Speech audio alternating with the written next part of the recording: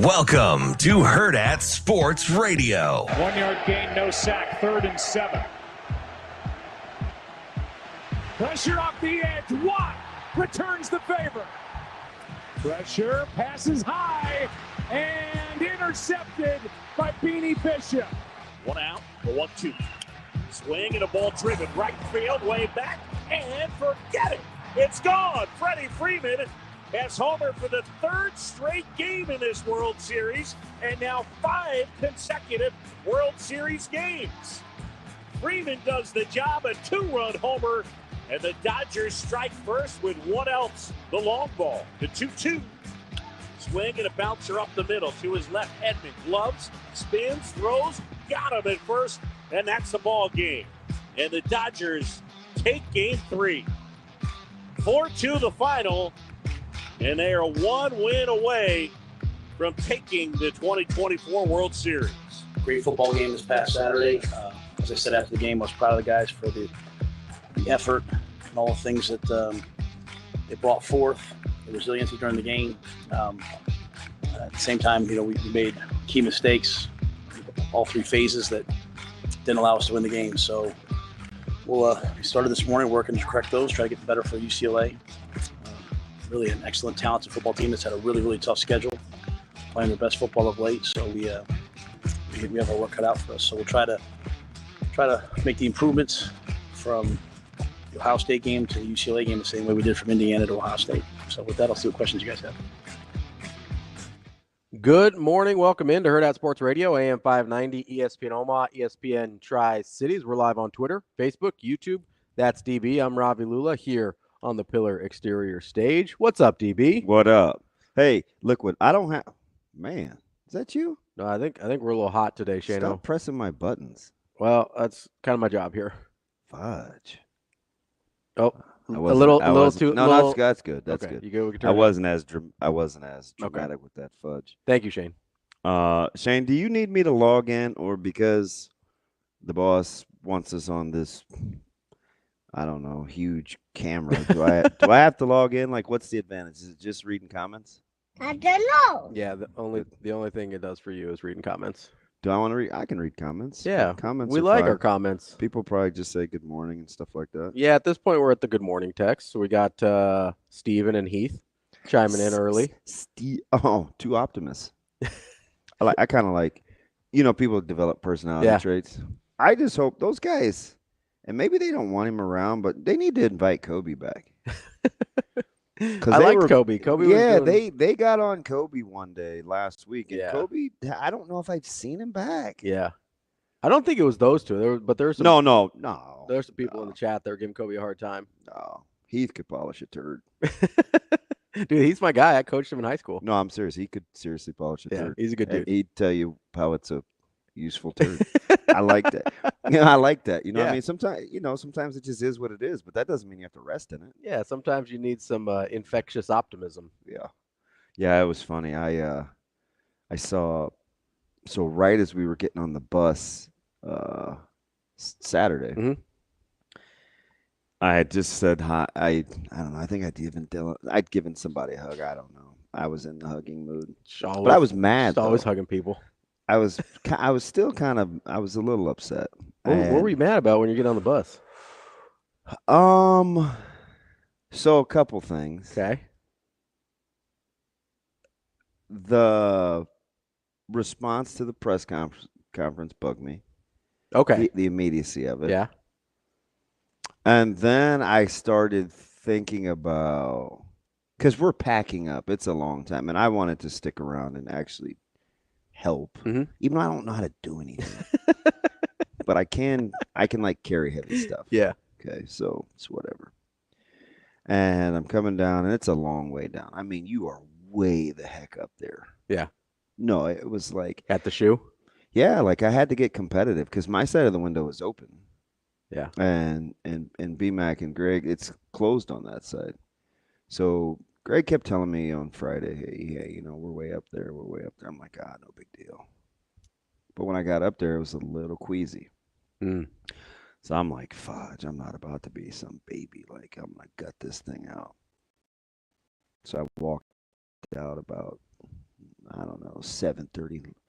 Called DJ because I hadn't talked to him as early where he was. We're just shooting a breeze. I'm like, shoot, I'm going to go back on air, but let me get my mind right. I'm like, these heights aren't going to whip me. That's so dumb. I can gamify anything. I mean anything, right? Anything. Yeah. How long I can watch the dogs in the back. I can compete with anything. So I'm going down, and it's a long way, and I'm mad about all the calls because I have too much time to think. Yeah. You're mad. I was, and it's not funny. It's dangerous when you got too much time to think. So I come out, and like fans are cool. They're right by the bus, like literally. And I see my guy, Christian Jones. All right. So I'm walking and I didn't see him at first. He called. He's like, Coach B. I was like, hey. It's like, CJ. So now he's a hugger, at least with me. Like he gives me my one a day. So he gives me a hug and he's like, hey, I know you're mad, but we're going to get this right. And I was like, man, I love you. I got back on the bus, but I was mad again. Jess talked me off the ledge on the bus too. But I just the gamut of emotions. But I like the fact that like the young guys, like they're chomping at the bit. And those are the guys that he wants. It's like, hey, we're gonna get this right. I mean, we saw Wills McGahee get some run. McGahee is a very, very intense person. I could see that. It's very intense.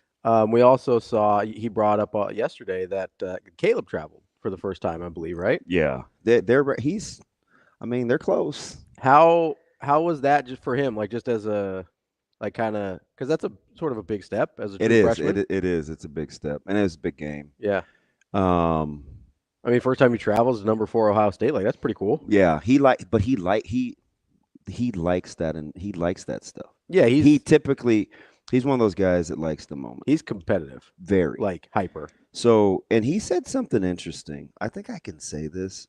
I asked him, about Prude and some of the young guys on the back end, and he said it's just a different vibe the last couple of weeks because the way that they're going to practice, he said it's freeing and it's fun. Nobody's worried about making mistakes. He goes, I'm back there with the red group, and it's 3 young guys, and nobody cares, right? It's just the red group set next group up, so it's him, Prude, Donnie Jones.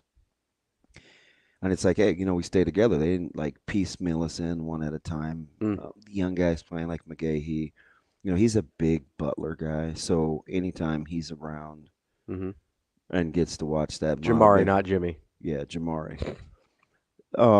Gus screamed out Jimmy Butler on the broadcast. I can't hear. Like, I'm glad. So it's okay.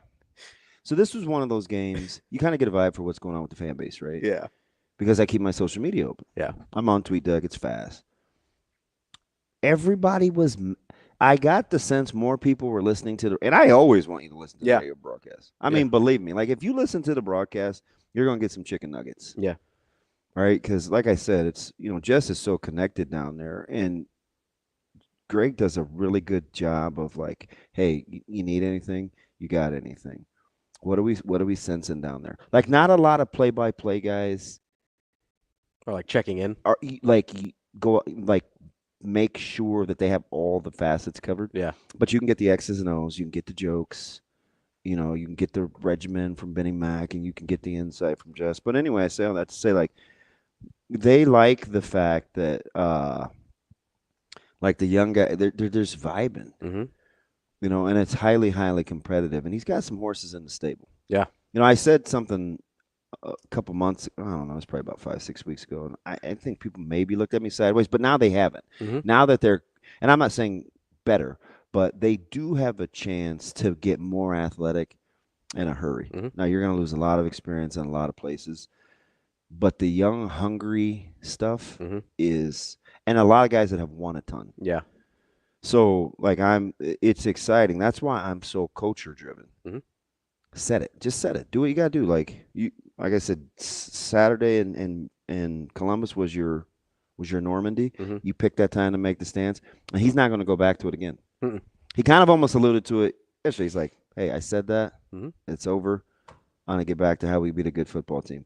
Like, it was just weird. Like, when you watch how he talked, he made a conscious – I think he thought about it. He goes, is now the time or is now not the time to make this stand? Right? Yeah. And he shot his shot. I think his team is going to respond. It's like I said yesterday, you didn't hire him to win immediately Saturday. Yeah. You hired him to see You didn't hire him for the quick fix. You hired him to see what you get this Saturday. Well, and beyond, right? Because this is a prime example of why you drag me in. I let my friends in the fan base drag me in every year to schedule talk. I mean, I don't like to talk schedules. No, you got to talk schedules. Don't be such a fuddy-duddy. I don't like to talk schedules. You never know. Oh, man, 7-0, 6-1. I don't like to talk schedules. You drag me in. Eventually, we end up talking about schedules because we don't have games to play. Yep. You look at Nebraska's strength of schedule. Yeah. It's top 12 in the country. Mm-hmm. It's not so easy of a schedule anymore, is it? No, but I still look at the last four and be like, yeah, they can win all That's those. fine. You know what I mean? Yeah. And we know way more about the schedule now. That's totally fine. Yeah. But it's why I'm not enamored with No, I get it. the schedule. Because we had talk. no idea Indiana was going to be this. But there's some people super pragmatic, right? They'll say, it's easy to see that you're at home and not on the road. You can at least admit that. I'm like, yeah, okay. Like I can entertain that. Yeah, but how good has Nebraska been at protecting their home lately? Not very. Right? But then if I say that, it's like, come on, entertain me. Just humor me. Go along with it. I just do it because I like to look at Don't let me talk you off. winnable versus not winnable. Do your thing. I'm not going to sit there for very many games, especially conference games, and be like, oh, that's an automatic win, right? I'm not going to do that. What I am going to do is be like, hey, this is a team probably like talent-wise where, like Illinois, like talent to Nebraska, maybe a little worse. That's a game I'm going to look at and say, hey, Nebraska's going to have an opportunity to win that game. Same thing with Indiana. Whether you thought Indiana was going to turn around as quick as they did or not, if you say you did, you're a liar. But nobody thought they were going to be this. I mean, liar. But no, you're exactly right. You look at it, you go, Indiana, okay, or maybe a little bit worse talent. Mm-hmm. Nebraska's going to have a chance to win that game, right? And they should have. Obviously, they didn't.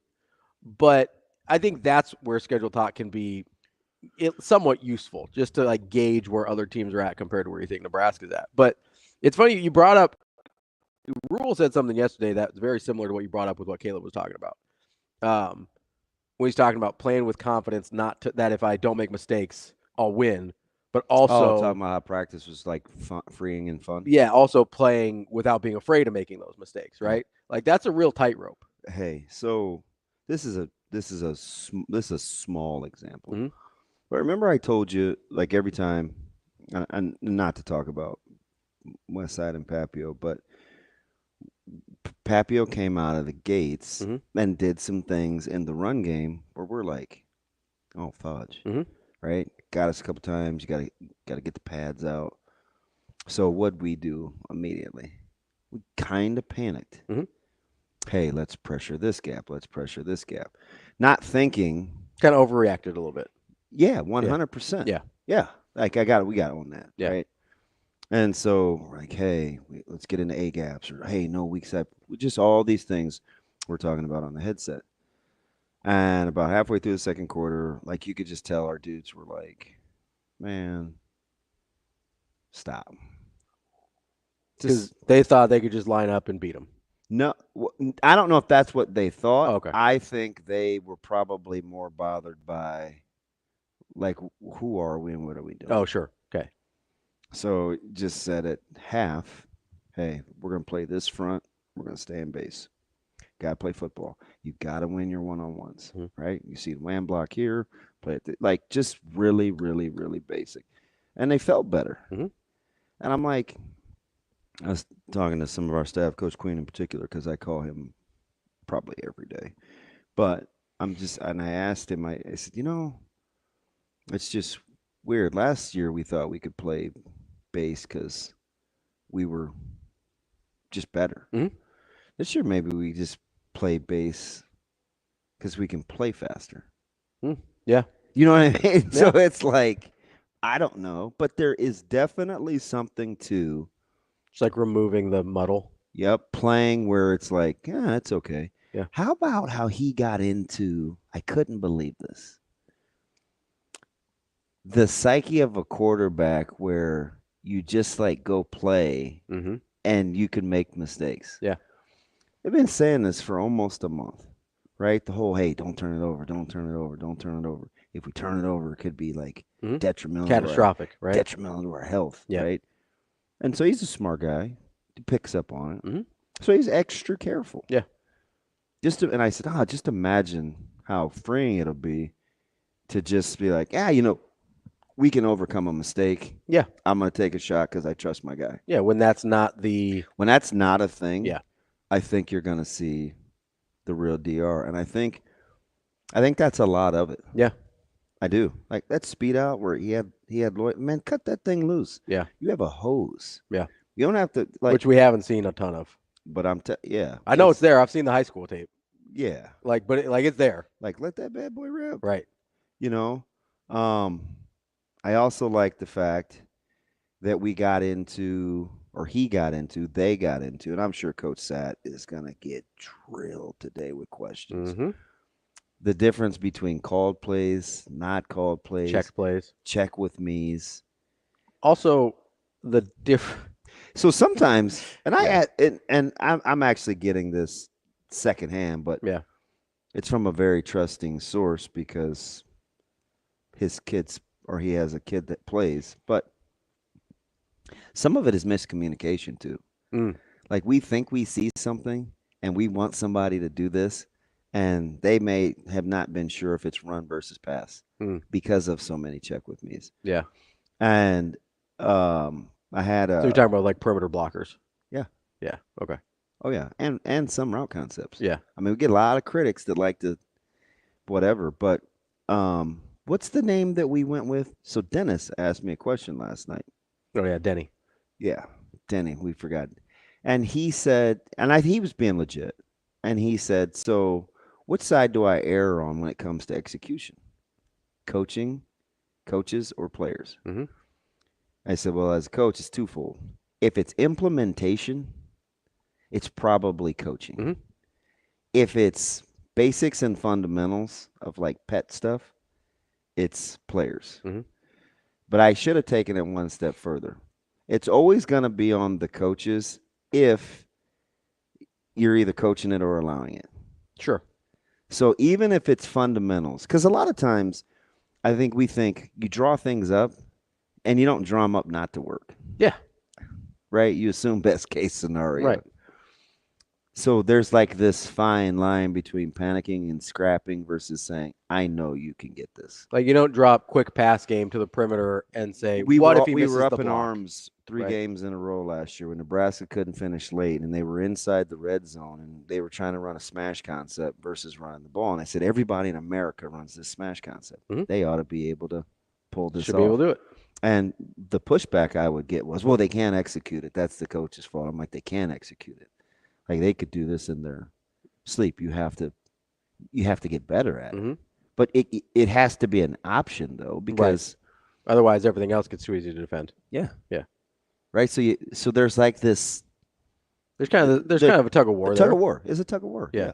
It's a total tug of war. So I'll be curious to see kind of the line of questions and the response, because you can't really panic, and you're not going to throw guys under the bus either. Right. And there's a reason he brought that up yesterday. Yeah. He had a chance to watch film. Yeah. And he even slid it in. Well, he said it Saturday too. He slid it in where he goes, sometimes these guys from an execution standpoint or, getting the job done, it's like guys want to look around and say, yeah, I got to take the heat off a sack. Got to take the heat off a Foley. And I was like, let me go back. Listen to it again. I was like, I wonder if there was kind of this come to Jesus moment with players where they're like, man, I'm kind of hanging my guys out to dry. Yeah. right? It's like I gotta feel the kickoff. We like I our have to guy. I have to snap a ball better. Yeah. Well, then you have to pit it against, well, shoot, man. I kind of like different running options inside the red zone. Now that's on the coaches. Mhm. Right? So there's this. Yeah, absolutely. It's kind of this back and forth. But that's just coaching and playing, though. Yeah. It's been like that through the test of time. Well, and I think we said this yesterday, but I'm not going to sit here and pretend like I love every play call, right? Like, if you've got 4 chances inside the 7, you know me, I want one of them to be a QB boot every single time. Yeah. I think that's a really good concept. I wonder if they got gun shy with the boot that got tracked down against, was it Northern Iowa? Who did they run the naked boot with? And Dylan got stopped at like the 3. Yeah, I think it was going into the south end zone. I think it was Northern Iowa. Was it? There was sun still out. It's dumb that I can remember the scene. No, because you can see it, right? Yeah. Yeah. No, I get it. Was it Northern Iowa? I think so. I don't remember that against UTEP or against it might have been Northern Iowa. I don't remember about. And they were going to run the boot. Yeah. And kind of got tackled in the open field on the boot. And I'm like, I wonder if that made him a little gun shy. But you always like to have a play or two like that where they run pass option. 100%. And that's a concept that works so often. But I wonder if that play kind of got them. Yeah. Discouraged them a little bit. Yeah, I'm not going to act like that doesn't happen to coaching staff. Sure. You get in your head a little bit. Yeah, you're like, I tried that. You think you got something sweet lined up, and it's like, yeah, that got diced up. Let's put that on the shelf. Yeah. Anytime I'm inside the 10, I want a QB boot. Yeah. I need that sprinkled in. I could drop some exotic pressures for you all day long until they get snapped. Right? You're like, oh, look at this. It's like, oh, shoot. Yeah, that was cute. Let's get to Alan real quick. He wants to talk about special teams. Alan, what's going on, man? Alan, go ahead. Good morning, Alan. Hey, good morning, Ravi. Good morning, DB. How you guys doing today? Good. What's up, Good. buddy? 2 special teams questions for you guys. Okay. Doing the rewatch, and this has happened a couple times this year. Late in the third, we're punting from the 40, and we have our 2 gunners that run down to the goal line, don't track the ball. Buschini drops it at the 1, perfect punt. Yeah. We don't down them. Would have been back-to-back inside the 5s for the defense. So my question, DB, is, in that situation when Ohio State's playing punt safe, they're not touching the gunners off the line. Mm-hmm. Would it make more sense to put Lloyd and Barney on the outside just because they're used to tracking the ball in the air? Yeah, in that situation. I love the thought process, right? You want guys that can actually track the ball in the air, but they practice that. So, but you're right. You're right. That one was at Memorial Stadium, and I was pretty bummed. It was. Was it a home game? The one where the gunner came free and the ball was kicked to the 2 and he let it go in the end zone. I almost think it was in Lincoln. And might have been the Purdue game, DB. I think that may have happened against Purdue. Good call. Yeah, it was Purdue. And I was like, shoot, that thing should have been down. So this is what happens. Sometimes gunner, and you have to rep it over and over, Alan. It's a fantastic question because you have to get out of the habit of being too self-conscious to run with your head up because you might get smoked versus knowing you have a free run to go find the football. Like, it's just something you have to do because you're self-conscious that sometimes returners will peel back and smoke you. And I think it's a confidence thing, but tracking the ball in the air is definitely something that they practice. They do. Alan, appreciate the call. We'll be back to set up the show. That's a great question. That is a good question. Because it happens to Nebraska. Gunners needs to be more of a conversation. We can have that conversation coming up. We'll also let you know who's coming up on the show. That's DB. I'm Ravi Lulla. It's Hurrdat Sports Radio.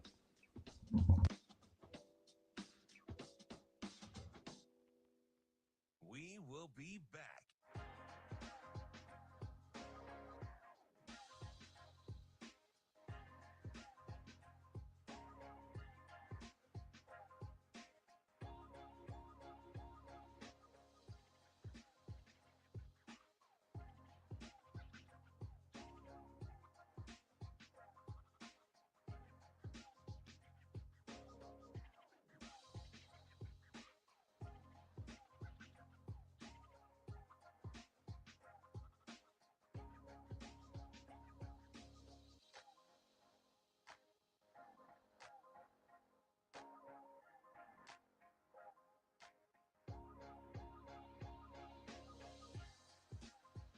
We will be back.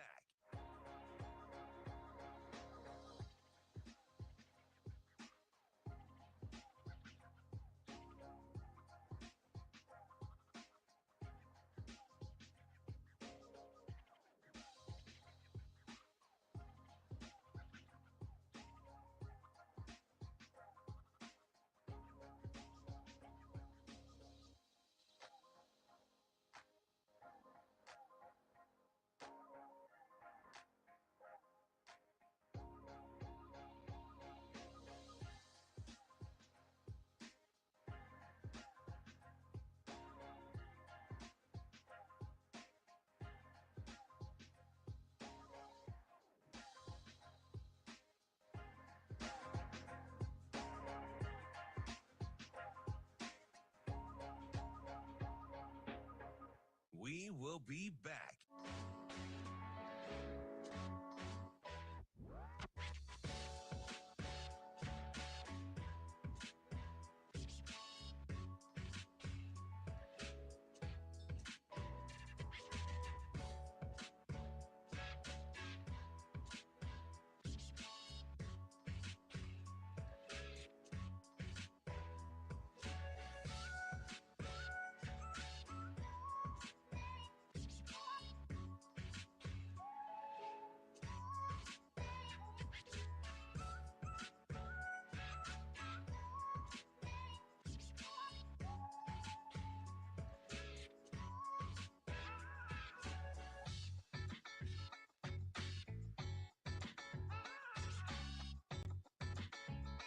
We will be back.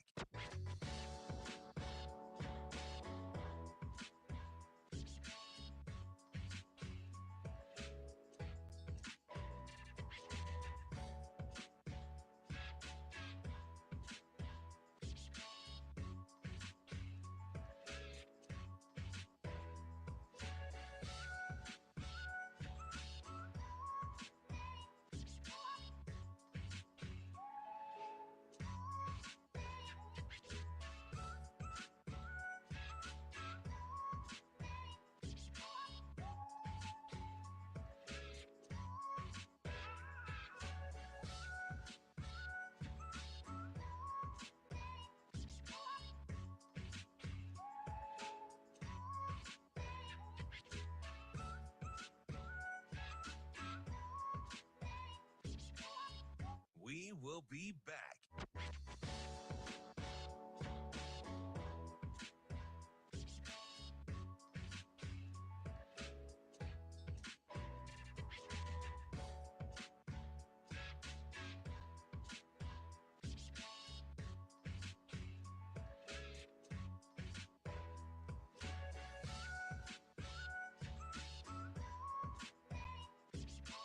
We will be back.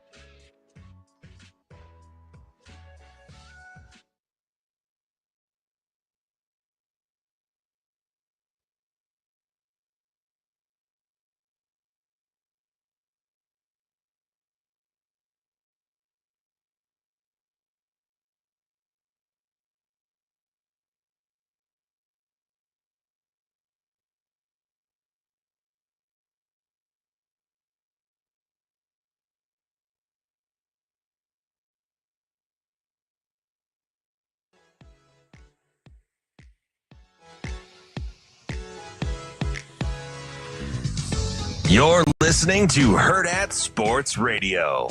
We faced two top 10 teams the last 2 weeks, right?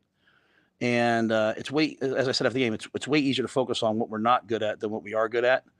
I think for me the best thing to do is just focus on UCLA right now. Because I think honestly, Sam, to be quite honest, I think this week will tell us where we are coming off those last 2 weeks. Then when we hit the next bye, I think we can see kind of, hey, down this 3-game stretch, everything that we do is. We talked to our guys about, hey, football and college football is about November, December, and January, right? Like, we beat Colorado and everyone left Colorado for dead, and Colorado's alive and kicking, man. They're doing a great job, right? And when we played them, we were like, man, they're pretty good on defense, and they're pretty good here. So, we've been through all these good things, these bad things, these tough moments, these hard moments, and here we are. We have 4 games left. Games that in the preseason, probably a lot of people thought, oh, they'll be underdogs in these games. They'll struggle to beat these teams. We'll find out. We're going to play them.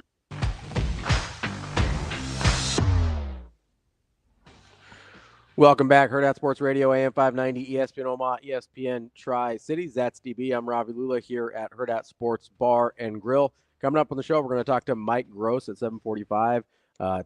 He covers Penn State for Lancaster Online. They've got the big one this weekend against the Buckeyes. Coming up at 8, we're going to talk to Vinnie Iyer. He covers the NFL for Sporting News. 8:45, we've got Washut from Husker Online. Talk to him about all sorts of Nebraska things. Basketball season is about to kick off as well. And then we'll talk to Mike Schaefer of Husker 24/7 at 9 a.m., as we always do on a Tuesday. DB, you had a good night last night. Yeah, it wasn't too bad.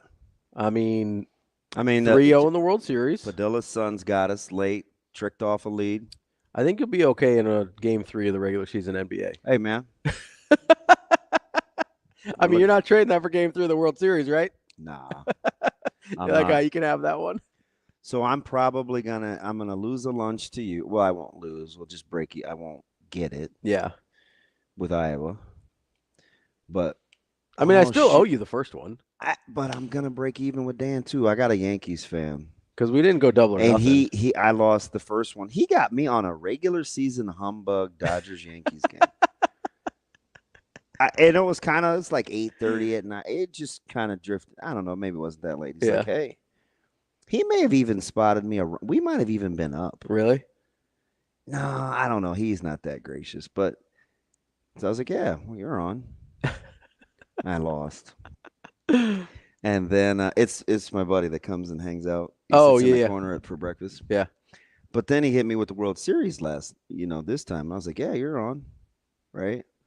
And last night he asked me what I thought was going to happen. I said, I think the Dodgers will win. Mm-hmm. But the line says play the Yankees. I said something probably like 5-4. I go, but I will tell you, if Walker Buehler gets through the first 2 innings clean, he's going to be a problem. You're in trouble. Because what he's been doing is he's kind of gotten off to a little bit of a bumpy start. Then he settled in. Yeah. So if you let him, you got to get him early. Yeah, because he's still ramping.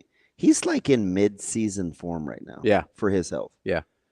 So and he was. I said, but if you let him get going, it's going to be a long night. Yeah. And it was. And it was. It was a long night. I wonder. Were you nervous after the Verdugo homer at all? He's a former Dodger. I mean, it's what he does. Former Red Sox too. Yeah. Which, by the way, are they channeling their inner Red Sox? I mean, 04 was a long time ago. No, they're not. No, they're not special. Out on 3-0 comebacks. I mean, not all of them, but Yankees, yeah. If the Dodgers weren't having a bullpen game tonight, you think they'd throw Cole? You almost have to. If it's like a regular matchup, I think. I mean, this is it. Like, what are you saving him for? I think I haven't looked at the scores and odds. What is a bullpen game and an elimination game? The exact same line it was last night. Really? -148. That's crazy. Yeah, that's nuts. It's weird. Unless you're just betting on the fact that, like, New York's looking at it, say, we're down 0-3, that's it. Like, I don't know. So this is the New York Yankees team that I talked about during the regular season. Wouldn't surprise me if they didn't get out of the division series, and it wouldn't surprise me if they won a World Series. And they've done both in the same postseason. Was that you? Who called their lineup outside of – this is before Stanton was even hitting, so this was a long time ago. Yeah, it was me. Was that called them the Miami Marlins? I called them Kansas City with one extra guy. Yeah. Yeah. I mean, yeah. They're like – It's their guys that are dudes are incredible. It's flawed. But it's not a deep lineup. It's very flawed. Like, even however you want to put it, whether it's like, okay, they've got 3 guys or 2 guys, it doesn't seem like all 3 of them ever hit at the same time. But, like, it's not a deep lineup. Boy, Judge is having he's in a he's been like that in the postseason for a while, though. And this is longer, I think, than I have to go back and double check, but I think it's longer than Barry Bonds' struggle stretch. Yeah. Because Bonds, it took him some time to get off the schneid, too. But this is abysmal. It's horrifying. And it's like, that's your dude. And he's not even having good at bats. No. Dude, the Yankees have had like kind of a history of some of their dudes doing this in the postseason, though. Like, do you remember when like Alfonso Soriano just completely lost the ability to hit a baseball? I like Soriano too. Dude, he was a really good ball player. That's funny because it was just he's one of those guys. Why'd you bring him up? Because he was. I remember when they were playing the Red Sox in 2004, how I just was not afraid of him at all because he had the worst at bats. He was one of those guys that I like for no reason that plays for a team I've never cheered for. Yeah, yeah. That is really weird. You bring him up. He was a guy that during the regular season you feared him. He was incredible, but he had this stretch in the postseason over several years. Yeah, that is a great pull. Where like you were saying with Judge, not only was he not hitting, but his at-bats were horrifying. I remember specifically, like there's one pitch burned in my brain. It wasn't even, I don't even think it was a breaking ball. I think it was a fastball, and he had to have missed it by 18 inches. Yeah. Like just vertically. He would do that. Like vertically. He just missed it by. He's the epitome of a free swing. And you're just like, oh my God, how are you a Major League Baseball player? Yeah, But then the rest of the season, he's going 40-40 and whatever. They're going to let the Dodgers could potentially win a World Series with minimal starting pitching and a World Series in which Shohei Ohtani basically took the postseason off. Yeah. Well, not the whole postseason, just the World Series. Well, I mean, he's been just okay outside of runners in scoring position. Yeah, but you got Freddie Freeman just being, Yeah, he's on a heater. That dude. He's on a heater. Can I say this? And we didn't talk about this Monday because there was all sorts of Nebraska stuff going on. But as far as non-Red Sox games, game one, I was like more invested in that than I've been in a baseball game that I can remember like ever. Yeah. The non-Red Sox game. And like I was genuinely just ecstatic when Freeman hit that home run because it was like that's a cinematic moment right there. So the housekeeping staff at where we stayed has a gift. Yeah, I didn't even say this because for dinner I had a little bit of calamari and I love calamari, lamb chops. Yeah, and I didn't eat a side, and it was like 5:15. So at like 9, I DoorDashed. Bob Evans was right next door, so I DoorDashed 2 breakfast sides of meat. I was so captivated by the game, I kicked the bag over in the morning when I was leaving because I forgot I ordered it. And what are you going to do with a side of bacon and a side of sausage? You're not going to put it in your backpack for the day. And I certainly wasn't going to eat. I was like, yeah, that's a loss right there. Couldn't even expense it. I was like, no, he's going to have to eat this one. Yeah. But not literally. Yeah. So I left. I wrote a little note on the sticky. I was like, "Hey, hasn't been touched. It's still stapled." But yeah, I forgot because I was so into the game. It was like I was genuinely invested. I was at a cigar place with a couple of buddies, and we're just like glued to it. Like we can't. Yeah. We were ready to go. When you text late, I thought something was wrong. No, I was like, "Oh, he's giving me a baseball shot." Okay, that was unbelievable. You're like, "You got to be going nuts." I was like, "Yeah, I was." I think I hit you with the holy bleep. Hey. How about how I jumped on my bed back first to see if it would bounce me back to the floor? It did not. It did not. It's not a trampoline, man. It just went boom. What'd you think? I don't know. I was losing my mind. It is kind of like that's one of the low key kind of weird things when you're watching a huge game by yourself and I was just throwing myself. Yeah, something like crazy happens, and then you just have nothing to do with your emotions. Yeah. Like one of the ones for me, it's a weird one. Is you remember the Steph Curry shot against OKC, where he pulls like the 38-footer on Andre Roberson? Yeah. I'm by myself in my living room. This is like midnight on a weeknight or something, and he hits that shot, and I just scream and jump out of my chair. And the only people around me were my dogs. They were like, "What the hell, man?" I go over to the window because it's the outside because it's facing the parking lot. Like that. I'm talking to no one. Absolutely no one. You know what else I did it was when Malcolm Hartzog had the pick on Saturday, and I was like, "Oh, he's taking this to the house." I was like by myself, and I was screaming. I jinxed him. I hit Sharpie. Way to go, baby. One of my dogs was like, "I'm not doing this." Ran straight up the stairs. Like, I'm not about this life. Coming up next, we're going to talk a little Penn State, Ohio State. We will be back.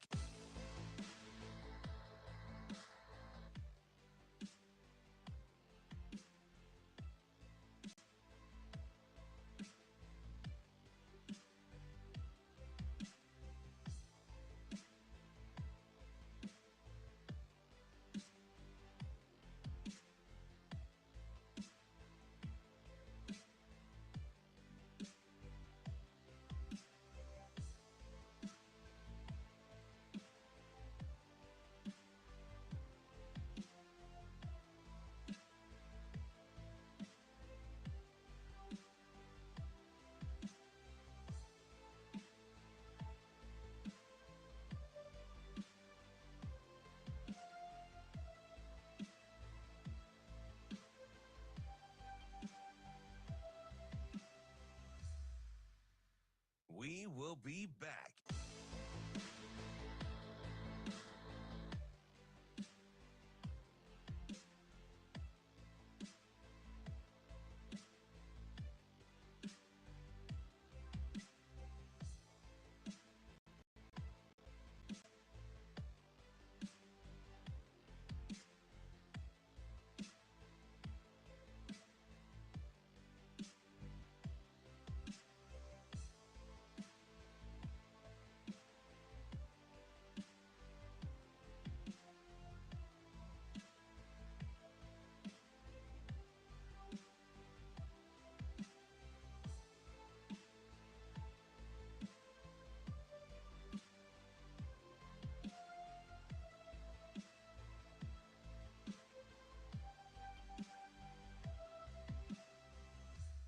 We will be back.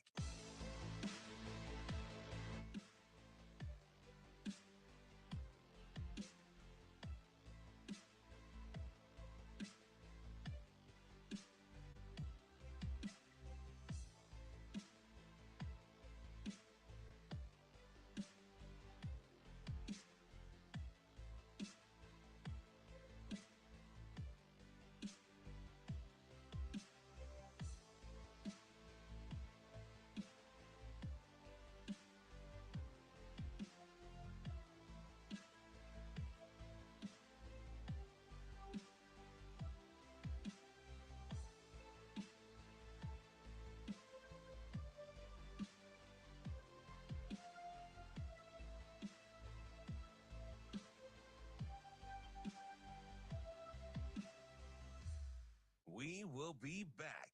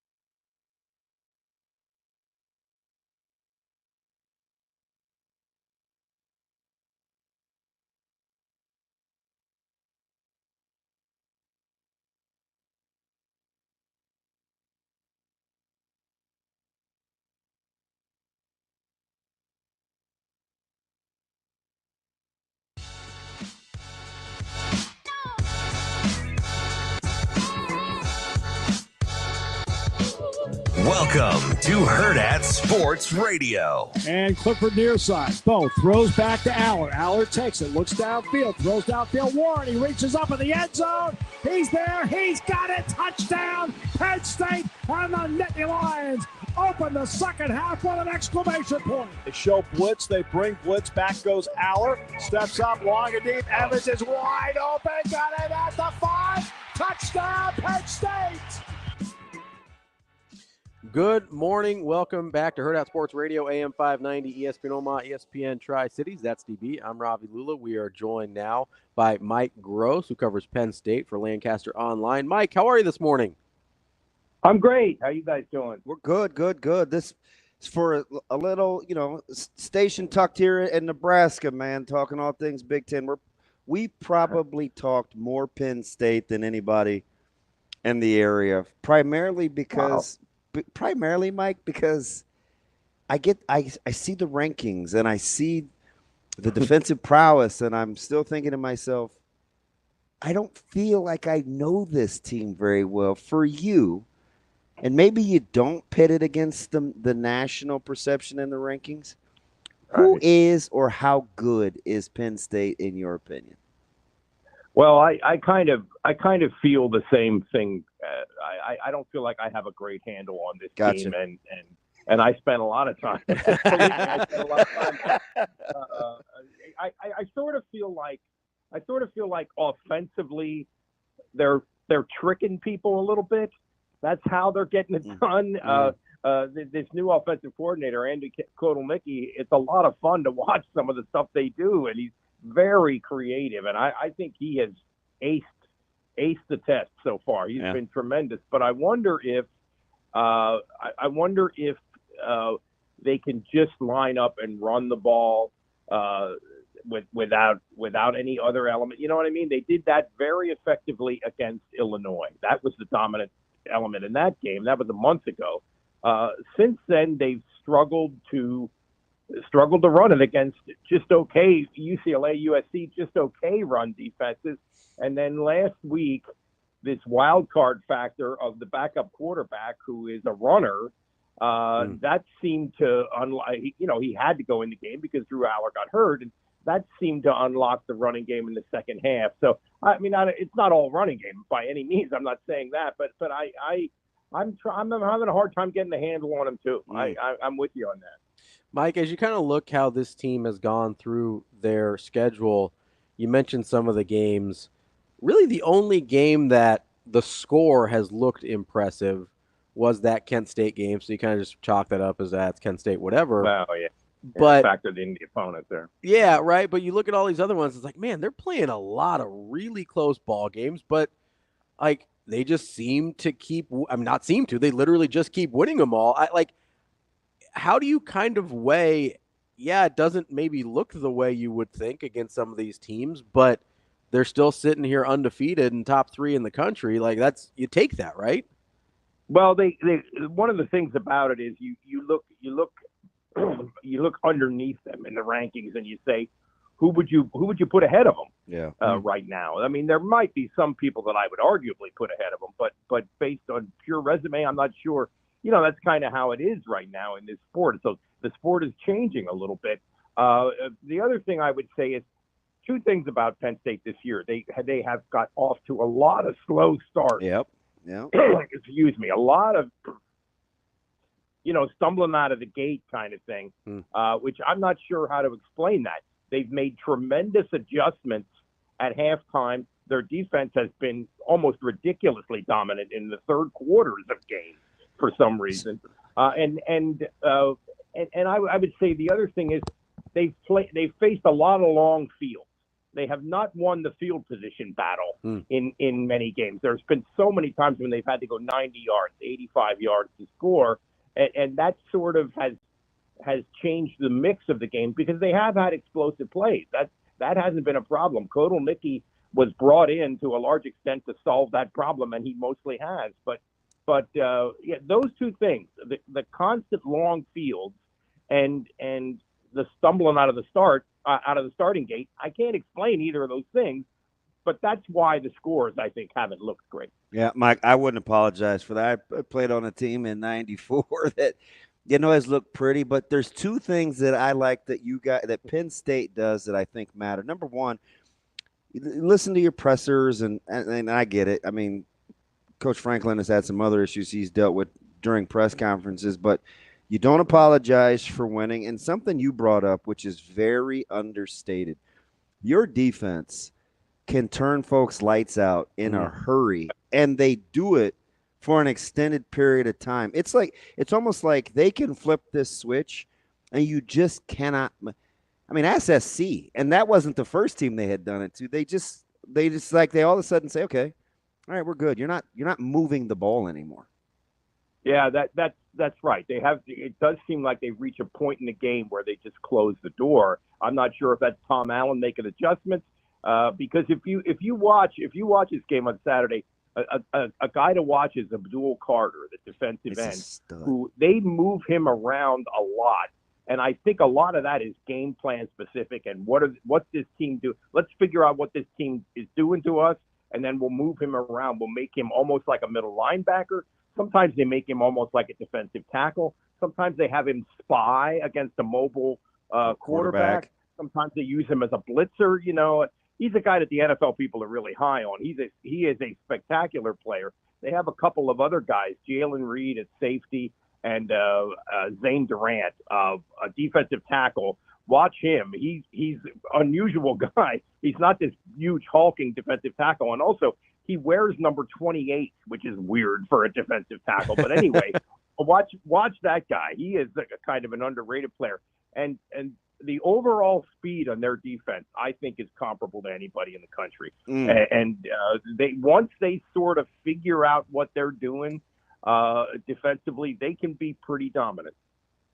Mike, I do have to bring up, there was that super strange press conference before the game. And was there any part of you heading into that Wisconsin game that was just a little bit concerned about, I guess, the distraction or sort of the tone of the team? Well, it's a good question, but honestly, the answer is no, and I'll tell you why. Yeah. This incident with two players, a sexual assault incident, it happened in July.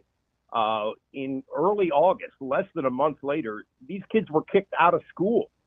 I mean, not kicked off, it's not like they had to run sprints or do up downs or anything. They kicked them out of school. So just the fact that the criminal charges came down last week, that's the only reason it came up in the press conference.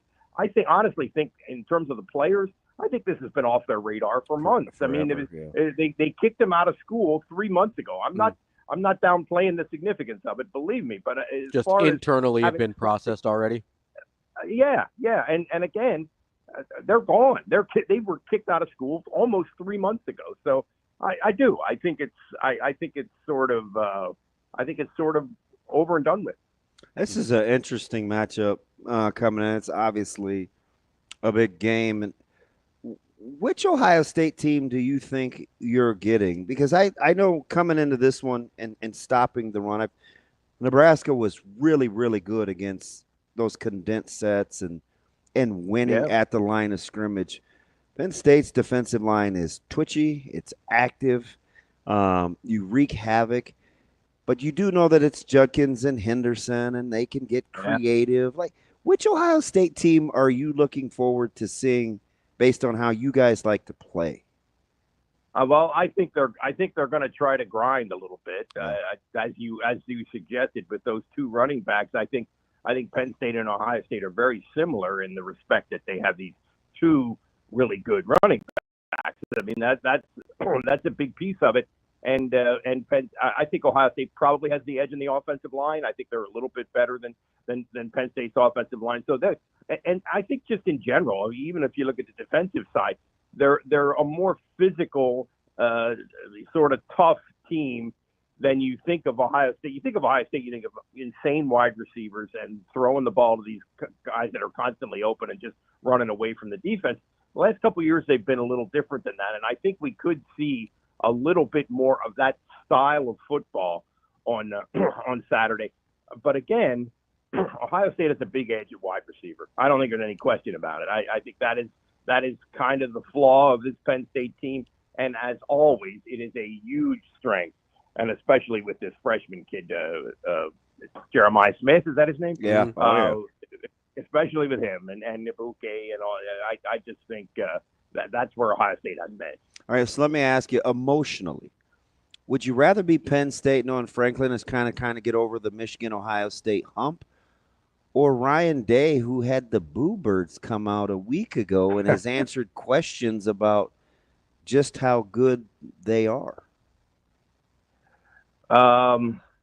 Well, I think for the psyche of the two coaches, if that's the question, the psyche of the two coaches, I think I would rather be James Franklin. From the psyche of because I mean Franklin is, this is just, he has to see this as a great opportunity.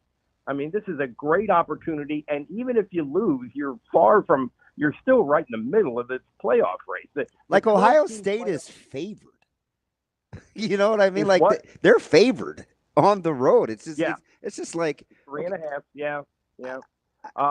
Whereas if it's almost a back to the wall moment a little bit for Ohio State. I mean, if they lose, they're kind of on the bubble for the playoff. And also Ohio State. I mean, their fan base is just insane, and it's the heat on Ryan Day is a little bit absurd, but it's because of the incredibly high standard that they've set at Ohio State. So from standpoint of a psyche thing, I think it's a better situation for James Franklin. But for Ohio State, for the football team, their backs are to the wall, and I fully expect them to come out and play like it. That's Mike Gross, covers Penn State for Lancaster Online. Mike, we appreciate it. We'll talk to you again soon. Thanks, Mike. Thanks, fellas. More Hurrdat Sports Radio coming up next. We will be back.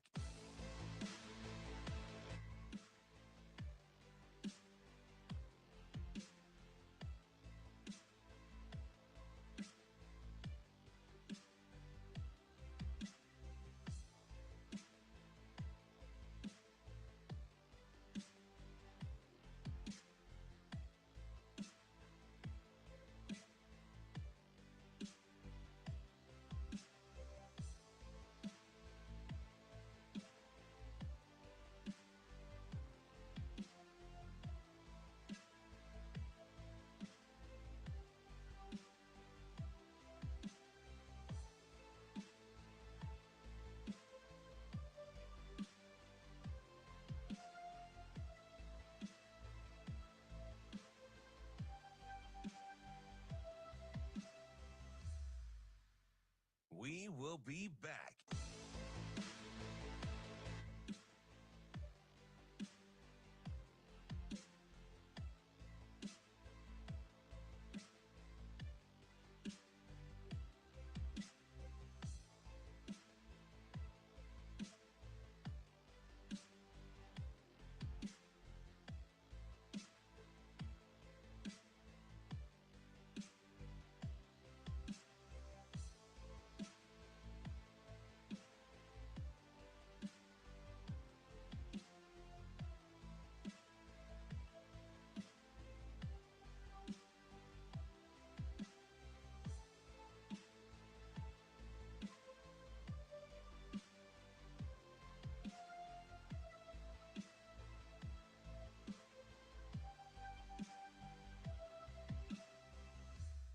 We will be back.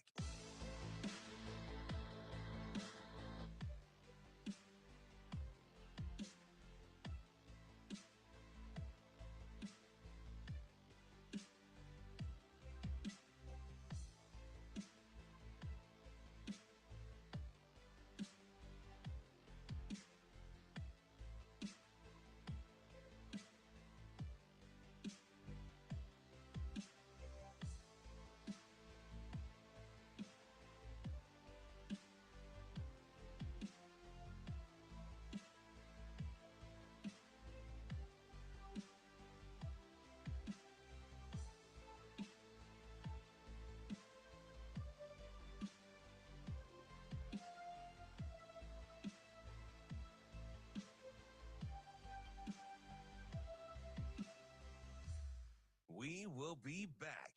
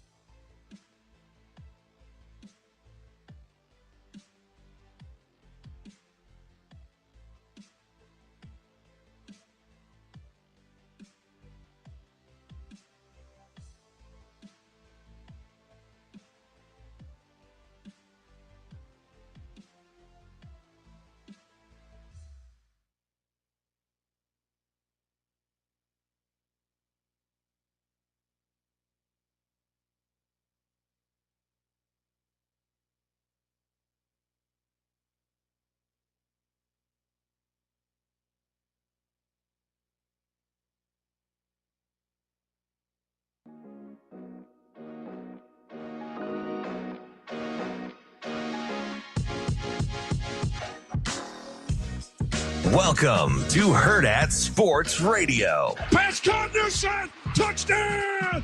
Kansas City on a quick slant. Patrick Mahomes to Travis Kelce. Shotgun. Hurts. Looks. He is rolling. He's looking. He's pumping. He is going deep downfield. And it is caught. Devontae Smith. Touchdown. The bomb. Jameis to throw. Jameis lofty. End zone. Up and into the end zone. David Njoku. Touchdown. Brown. Kicking off hour number 2 here on Hurrdat Sports Radio, AM 590, ESPN Omaha, and ESPN Tri-Cities. That's DB. I'm Ravi Lulla here at Hurrdat Sports Bar and Grill. We're joined now by Vinnie Iyer. He covers the NFL for Sporting News. Vinnie, how are you this morning? Hey, doing well. Thanks for having me, guys. Hey, good morning, Vinnie.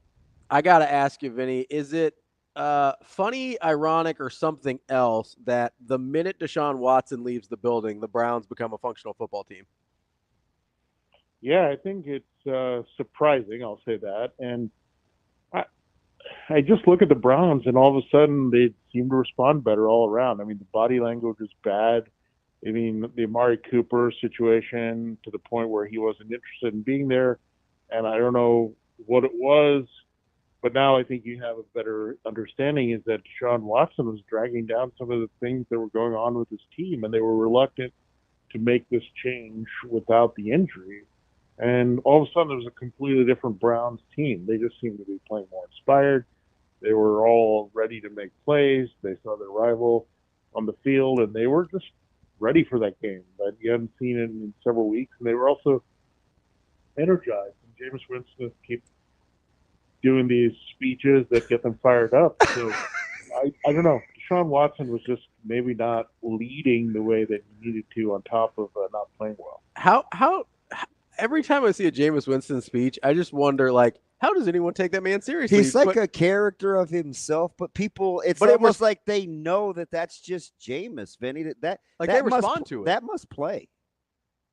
Yeah, I think it's a little bit like the redemption that you're seeing with Baker Mayfield and all these guys that were the number one picks, is they were humbled a bit, right? I mean, Jameis Winston has definitely been a lot more humble than some of these other guys, where he was the guy for a while with the Tampa Buccaneers, but then it was just here's Tom Brady winning a championship, here's Baker coming in, then he's trying to find his way with the Saints, couldn't quite handle the Drew Brees transition there, even though he played well for a little while. So, man, when these guys get humbled and they're trying to show their teammates, look, we have something left here to keep playing and being inspired, I think people respect that a little bit more sometimes than just the guy that has everything, you know, with Deshaun Watson getting all the money guaranteed, not playing anything up to that level. He's racking up touchdowns in a hurry the last 3 weeks. He hasn't turned the ball over either. Should Jalen Hurts be getting the flowers considering all the criticism that he received? He's playing at a high level these last handful of weeks, winning 3 in a row. Yeah, I think the thing with Jalen Hurts is it's going to take time with any offensive system to completely get immersed in it. And there was a bit of a hiccup there. I mean, not having A.J. Brown for a few games, not having A.J. Brown and Devonta Smith for one game.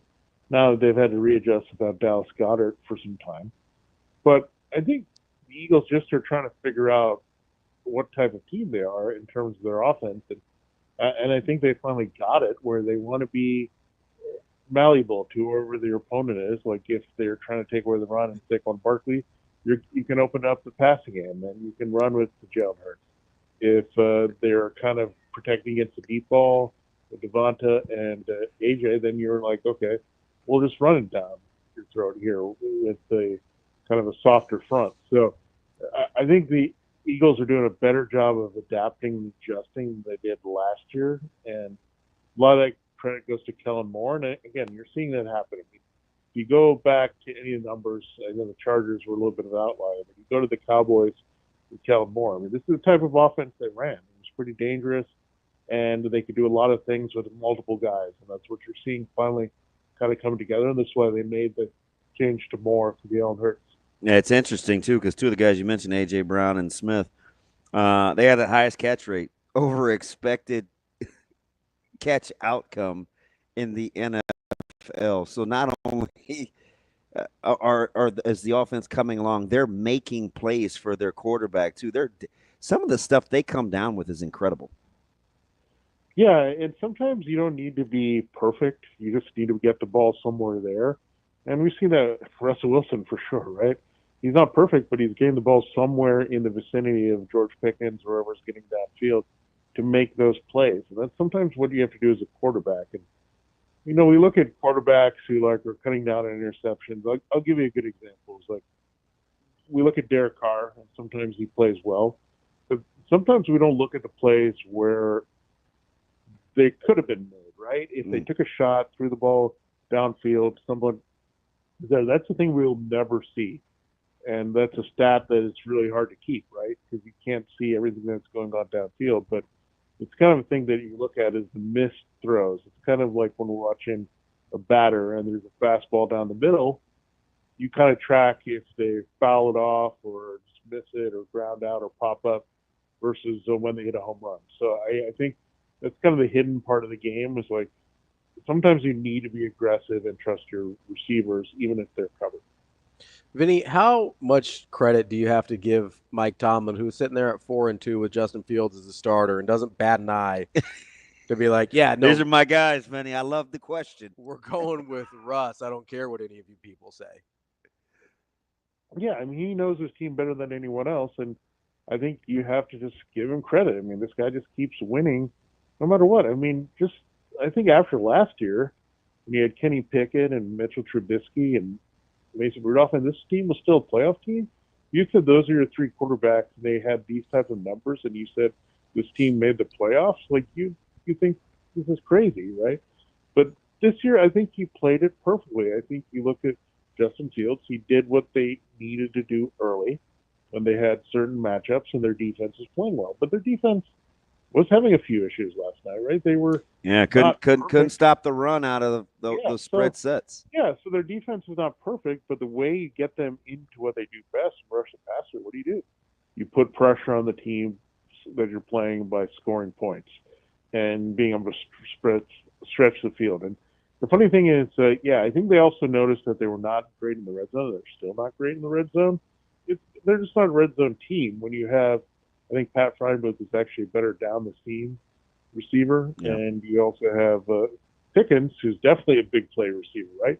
You don't have that guy that's just going to get open in the red zone, and they have trouble running it in the red zone for some reason. So that's still going to be an issue, but if you're scoring some long touchdowns to offset that, that's going to help you. And Fields just was not capable of producing those long touchdowns that Wilson gets. Hey, going forward, and you may want to project this into 2025, but if you're the general manager, would you rather be the Bengals or the Cowboys? Well, I think the Bengals are actually in better shape. If you look at the bigger picture. Well, the Cowboys, I mean, they backed themselves in the corner. They're going to have to pay a lot to Micah Parsons now. Now he's hurt. And they're just locked into some of these contracts. So they don't have a lot of freedom and flexibility where I think the Bengals realize that some of these contracts are getting too rich here. I think I would expect them to move on from T. Higgins, this guy again. On top of everything else, he's critical to what they do, but he can't stay on the field very often. I mean, these injuries just pop up in the middle of the week, and then he's not on the field. So I think they can move on. They still have their franchise quarterback in Joe Burrow. They paid him. They'll pay Jamar Chase. They'll be more calculated who else they pay on that team. But I think the Bengals are just in better shape because they have Burrow. And right now, I mean, you trust a little bit about what's around Burrow than you trust what's around Dak Prescott. And when I say that, it's not just CeeDee Lamb. It's the offensive line. It's the running game, all that. I think right now the Bengals are well positioned to kind of reboot, make that transition. That's what you really have to do, honestly. Like the Chiefs are able to do it at a high level once they paid Patrick Mahomes.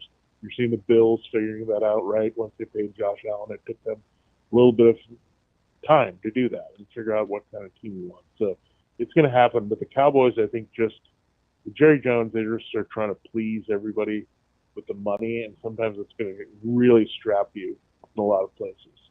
Maybe I'm just I see what I want to see, but Vinny, I'm outside of my buddy Ryan, who's the only Cardinals fan I know in the area. In the offseason, I talked about he should have been comeback player of the year last year, and I get the whole Flacco phenom. He won one more game, whatever. But I was big on Kyler Murray's resurgence this year. He's off to a great start. They're 4-4. It's a little ugly and clunky at times, but should he get a little more praise for the criticism that he took early in his career? He's playing at a pretty high level.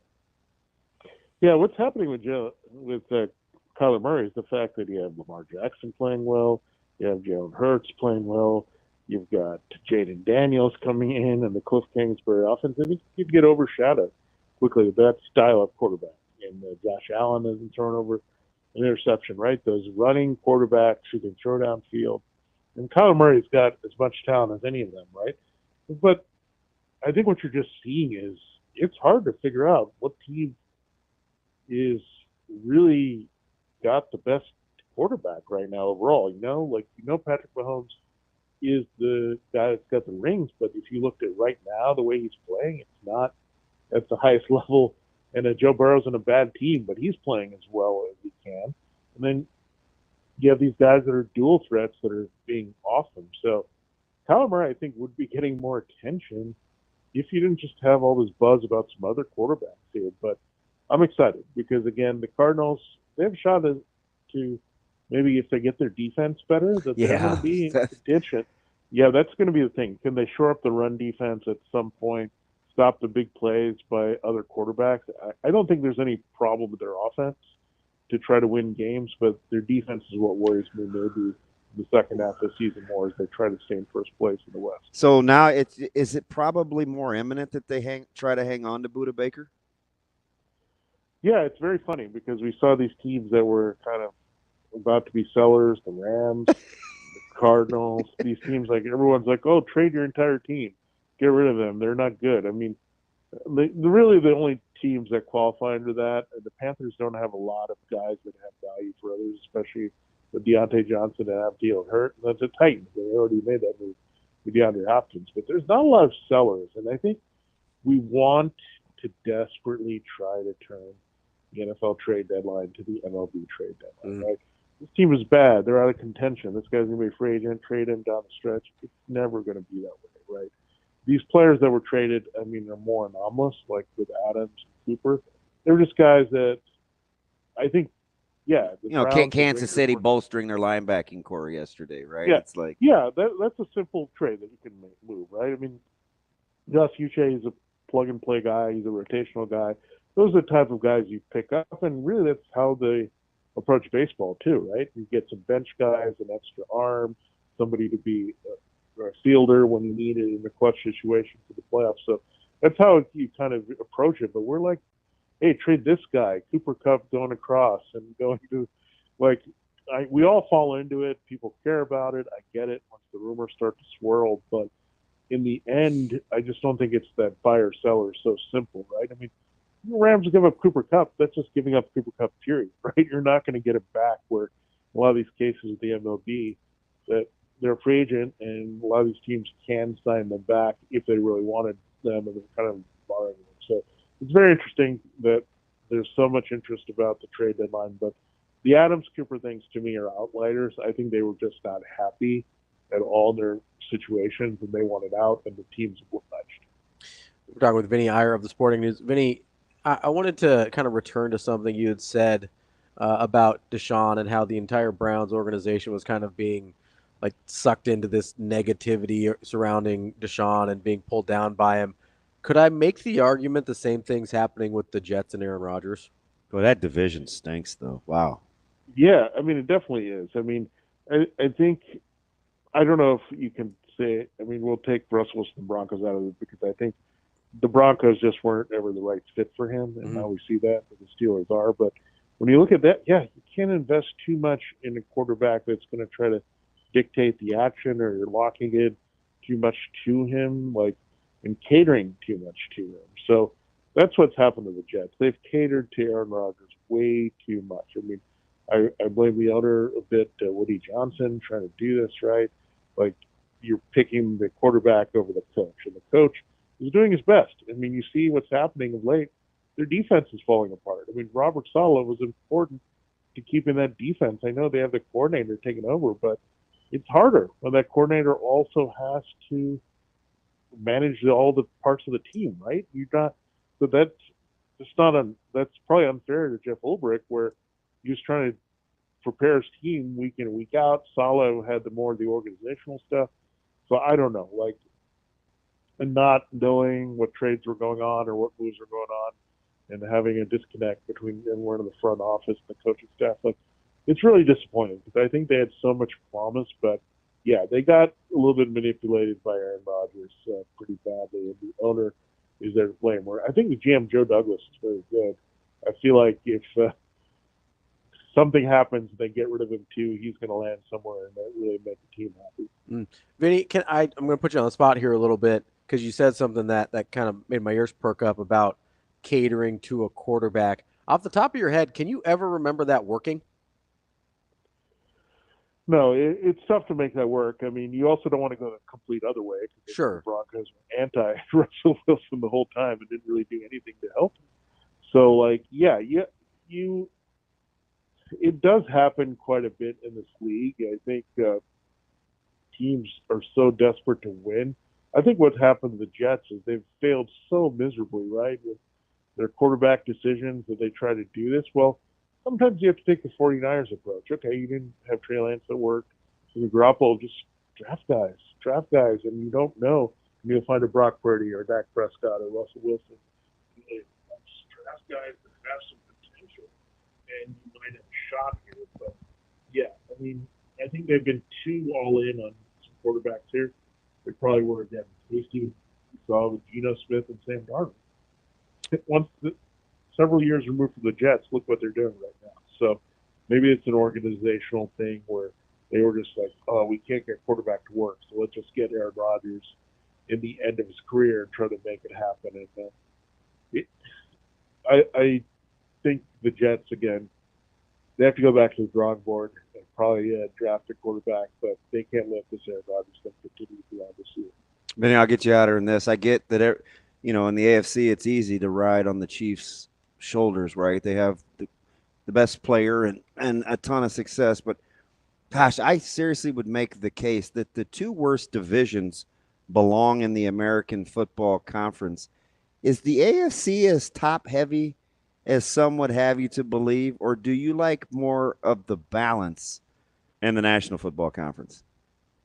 Yeah, that's a good question. I mean, you look at the AFC, and the one thing that is happening, and there's definitely a lot of that going on, where I think the Souths are still pretty bad in both conferences. Yeah. So if you cross over and play the South, or whoever's playing the Souths in any form, are going to be a bit inflated, and that's how you start. But when you look at the AFC, yeah, it's pretty weak when you look at Denver and Los Angeles having a shot to make the playoffs. I mean, hey, Denver's 5-3. I'm like, yeah, really? But you look at this. If you start diving into the schedule, we're like, oh, they're playing the NFC South, right? Yep. And there's 3 wins that are sitting on the table now at this point, right? The state of the Buccaneers. They beat the Saints, the Panthers, and the Raiders, and the Jets. Yeah, those are 4 of Denver's wins. Yeah, so that's what's happening, right? I mean, there are some bad teams, and these schedules have aligned for some of these teams. Like, I'm not taking anything away from the Commanders either, but a lot of things have aligned for the Commanders, right? And they get the Steelers next. Yeah, so, I mean, that'll be a great game, I mean, for sure, after the Steelers bye. So I'm looking forward to that. But yeah, these teams do have back-heavy schedules, whatever, but that's what you'll see in the second half. Like, you'll see which teams really belong. And I think the other thing that happened with the Jets is sometimes you don't want too high profile. Like, they need to be a little bit under the radar, because what happens in the NFL, I think this is one of the most underrated things in the NFL that people don't see, is the fact that the marquee teams, they try to put them front-loaded with a lot of tough games. And it's hard to dig out of that. So I think the Cowboys fall into that. They still have a tough schedule ahead. It's brutal to look at it. But I think some things just align in the schedule that you don't expect for teams, where their opponents just become really bad, or injuries just kind of wipe out an opponent that seemed to be good, right? And then you run into teams like the Cowboys that are just facing a brutal schedule. So I don't know. Like, I think if you look at it, I mean, the Jets' schedule on the back end is pretty favorable, but the damage has already been done. When they've played this gauntlet of teams early, it's hard to recover from that. That's Vinnie Iyer from the Sporting News. Vinnie, we appreciate the time. As always, we'll catch up again soon. Thanks, Vinnie. All right, thank you. Thank you, guys.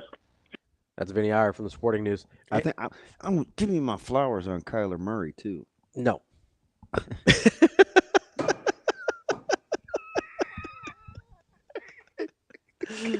I wasn't hating on Kyler Murray. That was a great call by me. It was. I wasn't hating on him, though. Yes, you were. Not like some people. I was like, he's fine. Man. All right. All of a sudden, Cliff Kingsbury can coach offense again, though? He could always coach offense. He just wasn't a great head coach. Yeah, that's true. How about speaking of Flowers, you going to give Dion his? No. I do think Colorado's pretty good, though. Oh. Like, I'll give. What is wrong with you? A lot. No. I'll give. No.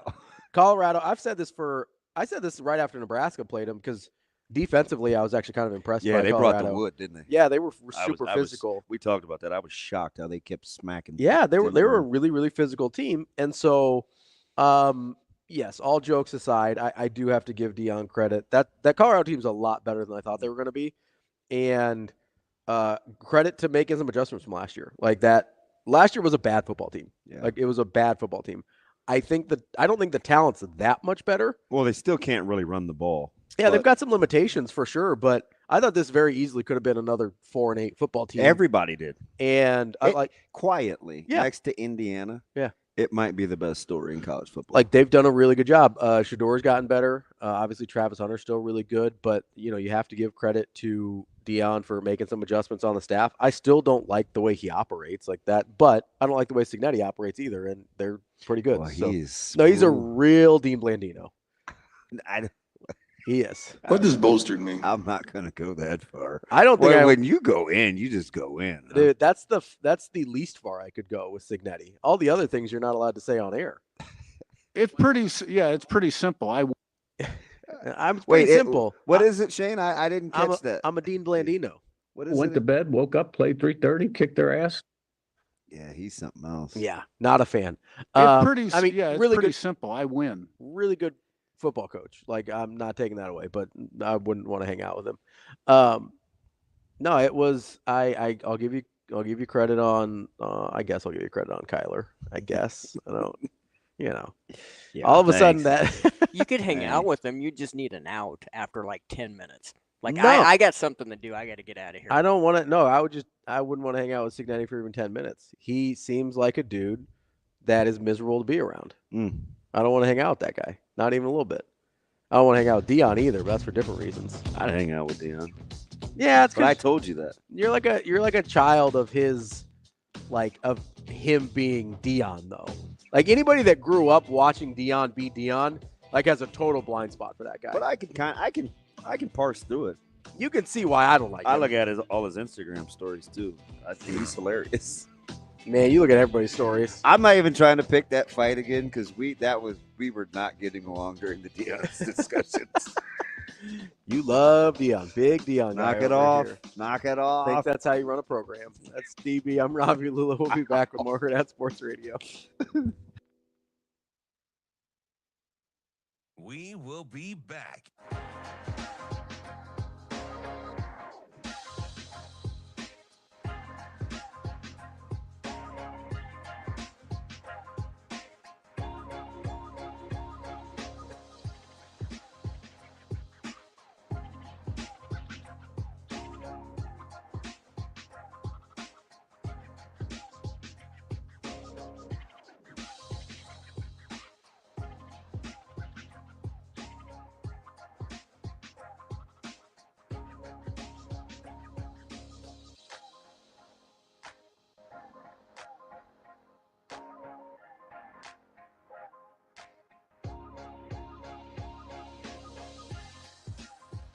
We will be back.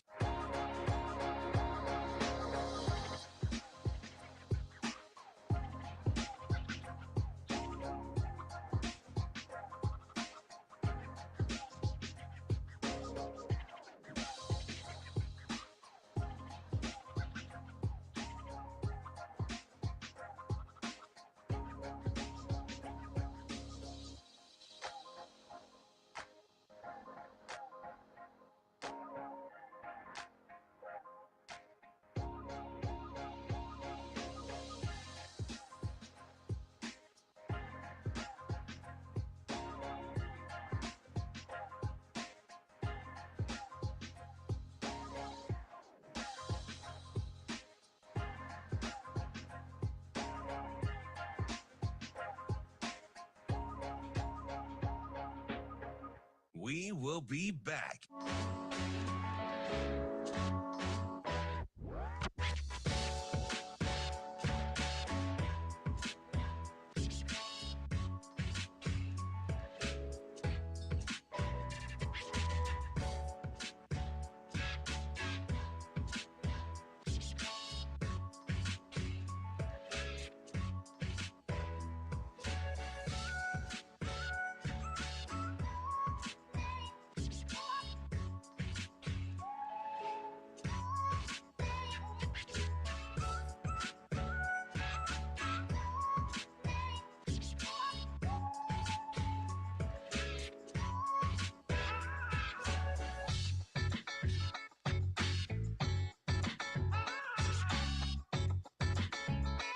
We will be back.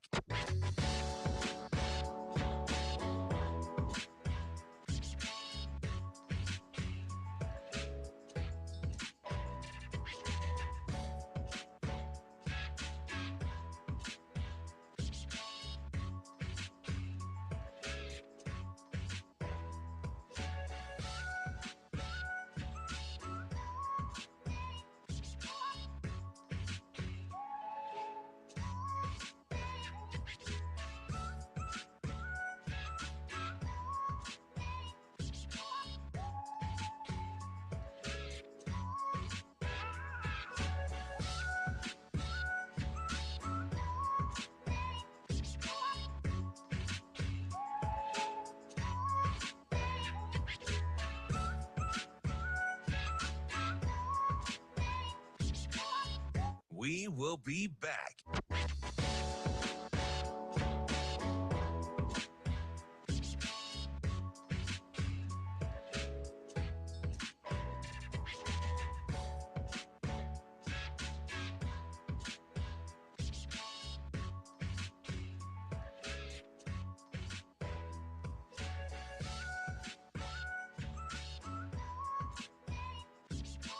We will be back.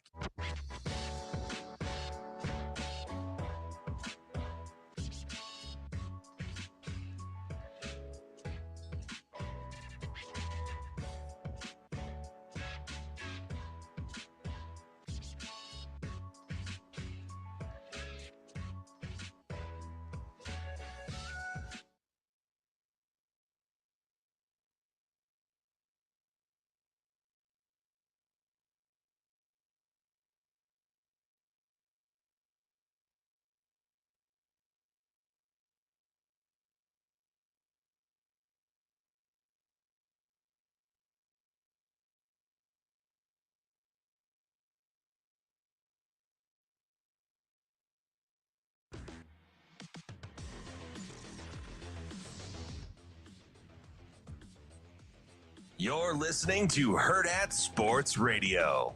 Guys, I told you guys once before, when we're on the road, I tell you how much I love being on the road when we're at home. But, like even like last game, like my kids didn't get to see it. My daughters weren't there. They were at, Husker volleyball. I like being here. I like our fans. I like our families. And, at the end of that game, you go back in that game, we have 3 or 4 snap issues in that game that hurt us in crucial moments. Being at home with our crowd and the crowd noise and all that, it's really, really, really an advantage for us. I was hoping it was going to be windy and snowy, but it's whatever it is, it'll be great, and it'll be great to be back. I know DB can be distracting, but if you're driving, try and keep your eyes and focus straight ahead. As a driver, I don't appreciate that. You've got one job to do, that is to drive. Make sure you are focused. It's a message from the NDOT Highway Safety Office. That's DB. I'm Ravi. Let's Hurrdat Sports Radio. Why don't you appreciate that, DB? Because I'm not distracted. I think you can be distracting to other people. That's fine. I'm not saying you're distracted. You're usually pretty locked in. Hey, do you think our guy thinks I'm nuts, Logan? Yeah, 100%. So I'm not I don't make up. What you hear is how it really goes down. When I tell people that you don't sleep, I'm not kidding. Yeah, no, I know. You do not sleep. Yeah, 100%. There's a reason you watch so much more stuff than I do, and I watch a lot of stuff. I remember one time, this was probably 6 or 7 years ago. Yeah. Dirk was like, Chatelain, he was Mm-hmm. like, there's no way you're really watching these sports. I was like, way. Yeah. Way. Because you don't sleep. Well, it's not by choice. Right. I'm just saying you're up, so you watch it. Yeah. Hey. It's like yesterday, it was a good excuse. Mm-hmm. It was a very emotional day at the school. Yeah. It's going to be emotional for a while. I was struggling with tons, and so my heart was, it was just uneasy. Yeah. Right. And then the Dodgers and Steelers played. I didn't eat, like I didn't have, my appetite was all sorts of screwed up. Mm-hmm. So I didn't really like sit down, and it was the worst made up dinner ever. I would not do that again. I was in a pinch and I just wanted proteins. I mean, I woke up hungry. Yeah. So when I went to bed, I was like, you know what? I'm not sleeping. And I didn't watch any of the Suns and the Lakers real time. So I wanted to see it. So when Logan said, and see, this is what I'm talking about. Mm-hmm. When I say, sometimes people will say things to you and it's like, I don't like what he said. But I always try to say, hey, is there any truth in what he said? So Logan sent a DM, and he didn't send it until 10:23. Yeah. In my defense. Yeah. He said, hey, just wanted to say you guys had one of your best shows I've heard. Sometimes you guys come off as condescending or belittling towards fans, and I think a lot of that is because you give too much credit to some of these Twitter trolls or callers who can't even pronounce the players' names correctly. It's hard to take what a lot of these people say serious when they can't name a backup offensive lineman or one of the many D linemen who play 10 to 15 snaps, and they want to sit on here and talk about scheme or who should be fired. So I could totally eat the meat and spit out the bones. I was like, all right, I think I like Logan. So what was my response to him? I said, hey, just wanted to say, wait, what did I said? I appreciate the perspective, especially the too much credit part. Thanks for the kind words about yesterday's show. So I thought to myself, I said, self, don't answer. You're not very smart. Let's ask Ravi. He's even less smart. Appreciate that. So I said to you this morning, hey, does Logan probably think I'm crazy? You said, I'm sure. Absolutely. Yeah. Without a doubt. Because I didn't respond to him until 3:05. 3 a.m. Yeah. Yeah, which is fine. I was watching television when he first sent it, so I didn't see it. But anyway, I said, do you think he has a point about his first notion? Because maybe we do. That would give too much credit to the negative. Yeah. Yeah. But I also felt like there was this stretch where a couple of people in the stream were like, you know why that is, right? It's because you guys are beacons for negativity. Now, and I also agree with that. Yeah, it's certainly possible. Yeah, and to be honest, Logan and I have had some conversations prior to this that he sent to both of us. I didn't know that. Yeah, and so sorry, Logan. And he had brought this up. I try to get back to people kind of before, and so about how he didn't totally love the tone of some of the shows and whatever. And I'm like, listen, I get that. I do. Oh, I'm glad he said that to you and not me. And I tried to do the same thing. I'm a little more reactionary than you are sometimes. But I tried to, I took a minute to respond because, like, in the moment, I was like, felt some kind of way about it. I feel some type of way. But I also know that we're not making it up. Like, these people exist, and they exist pretty loudly in our sphere, right? And so part of the reason I feel the need to address them is, first of all, I think it's irrational and illogical, and that typically bothers me, right? So you know what you need before you finish? What's that? There was a great sermon on Sunday. It's called Friends and Followers, and it was about like social media and who's with you and who's not, and how sometimes you have to. He basically surmised it into fishing with the three and with Dan, and they kept casting nets all night and they weren't catching anything, and sometimes you need people to just be able to ride with you when you're casting the net Mhm. and it's no bueno Yeah. versus the folks that only want to ride with you when you have fish. Mhm. This is what this reminds me of. Yeah. And I took a minute to respond to Logan, but I also I'm very cognizant of the fact that this fan base can get super toxic, right? That's not a judgment or an indictment. It can. I wanted to show Logan my mentions from Saturday. Yeah, it can. Saturday morning, I was like, wow. I looked at Ben and I go, this must be one of those days. And it I can told get him, sideways. hey, gamification though. I told him, I said, I'm not letting it get to me. Yeah. I said, during this broadcast, I said, we're gonna homer this thing up. Mhm. We're gonna try to provide insight. He dapped me up, and even early when it was like bleak, Mhm. I'm like, this couldn't have started any worse. Yeah. But then I had to look at it like, hey, you know what? Shoot, if you're looking for a way to have to overcome, why not have this piss poor of a start? Like, It certainly gives you something. you got opportunity. You But- miss hit a punt.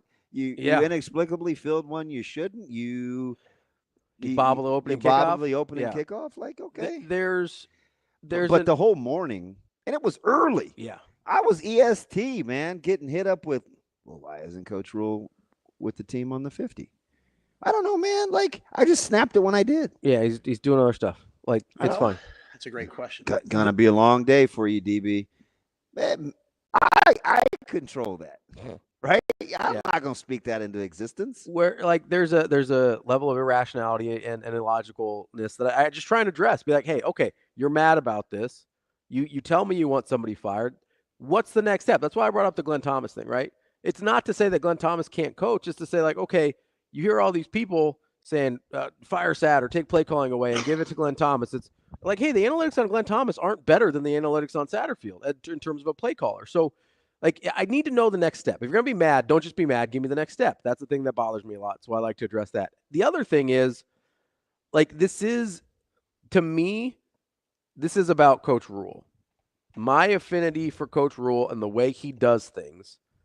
And I don't want people to... You want to defend Coach Rule? Yeah, I don't want... And not just defend him, but... He said, yeah. Almost, sounds weird, because I almost want to protect him. No, I get it. That's the thing that I think... I actually kind of get that. Like, I want to protect him from the thing that I know can get toxic. It's not that I don't think he can handle it, but I don't want to lose this thing that we get from him with so much transparency and telling us how the process goes. Because I don't think he's going to check out on us. Mm-hmm. I do think he's like, I might tighten the circle a little bit. I might tighten things up a little bit, not give you guys as much, right? Because he's alluded to this, earlier in the season. Like, maybe I'm a little too transparent with you guys. Sometimes I tell you guys a little too much, right?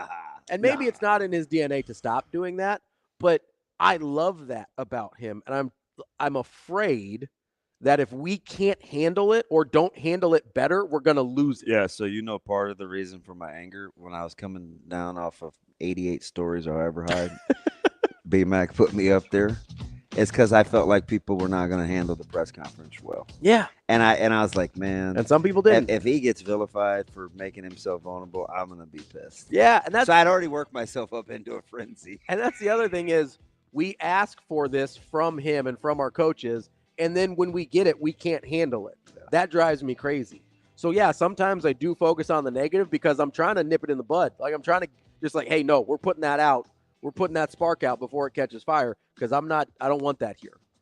Coming up next, we're going to talk to Robin Washut, Nebraska basketball, Nebraska football. That's DB. I'm Ravi Lulla. More Hurrdat Sports Radio coming up next. We will be back.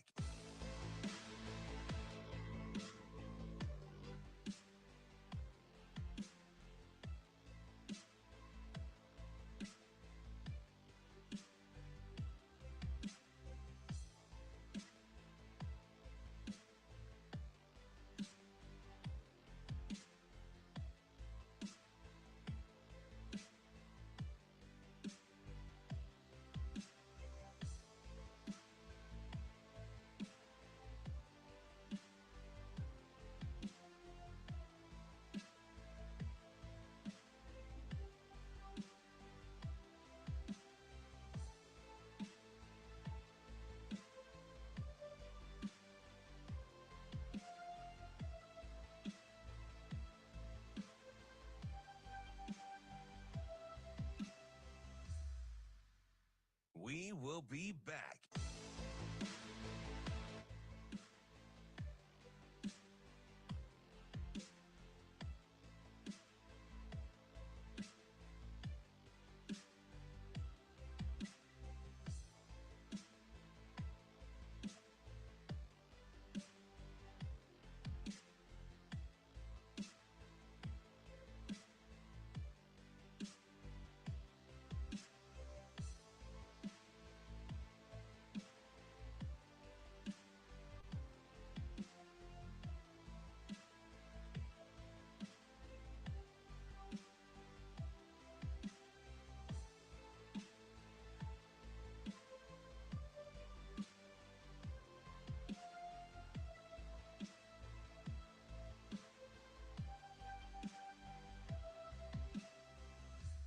We will be back.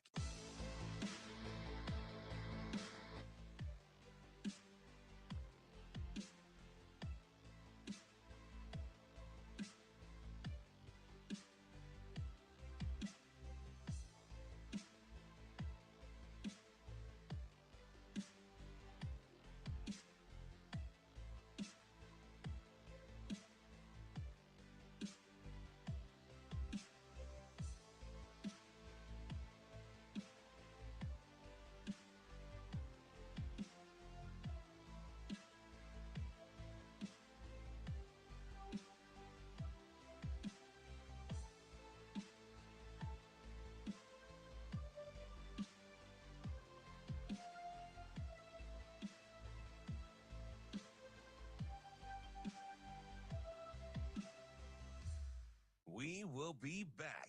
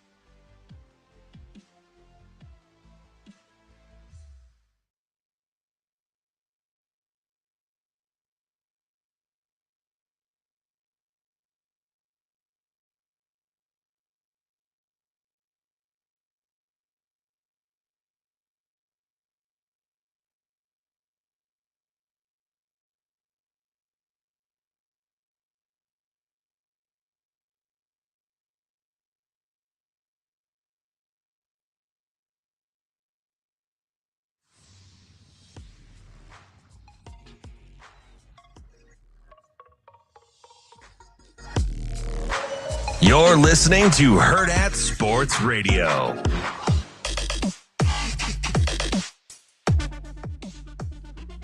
We're back here on Hurrdat Sports Radio, AM 590 ESPN Radio, ESPN Tri-Cities. That's DB. I'm Ravi Lulla. We're joined now by Robin Washut from Husker Online. Robin, how are you this morning?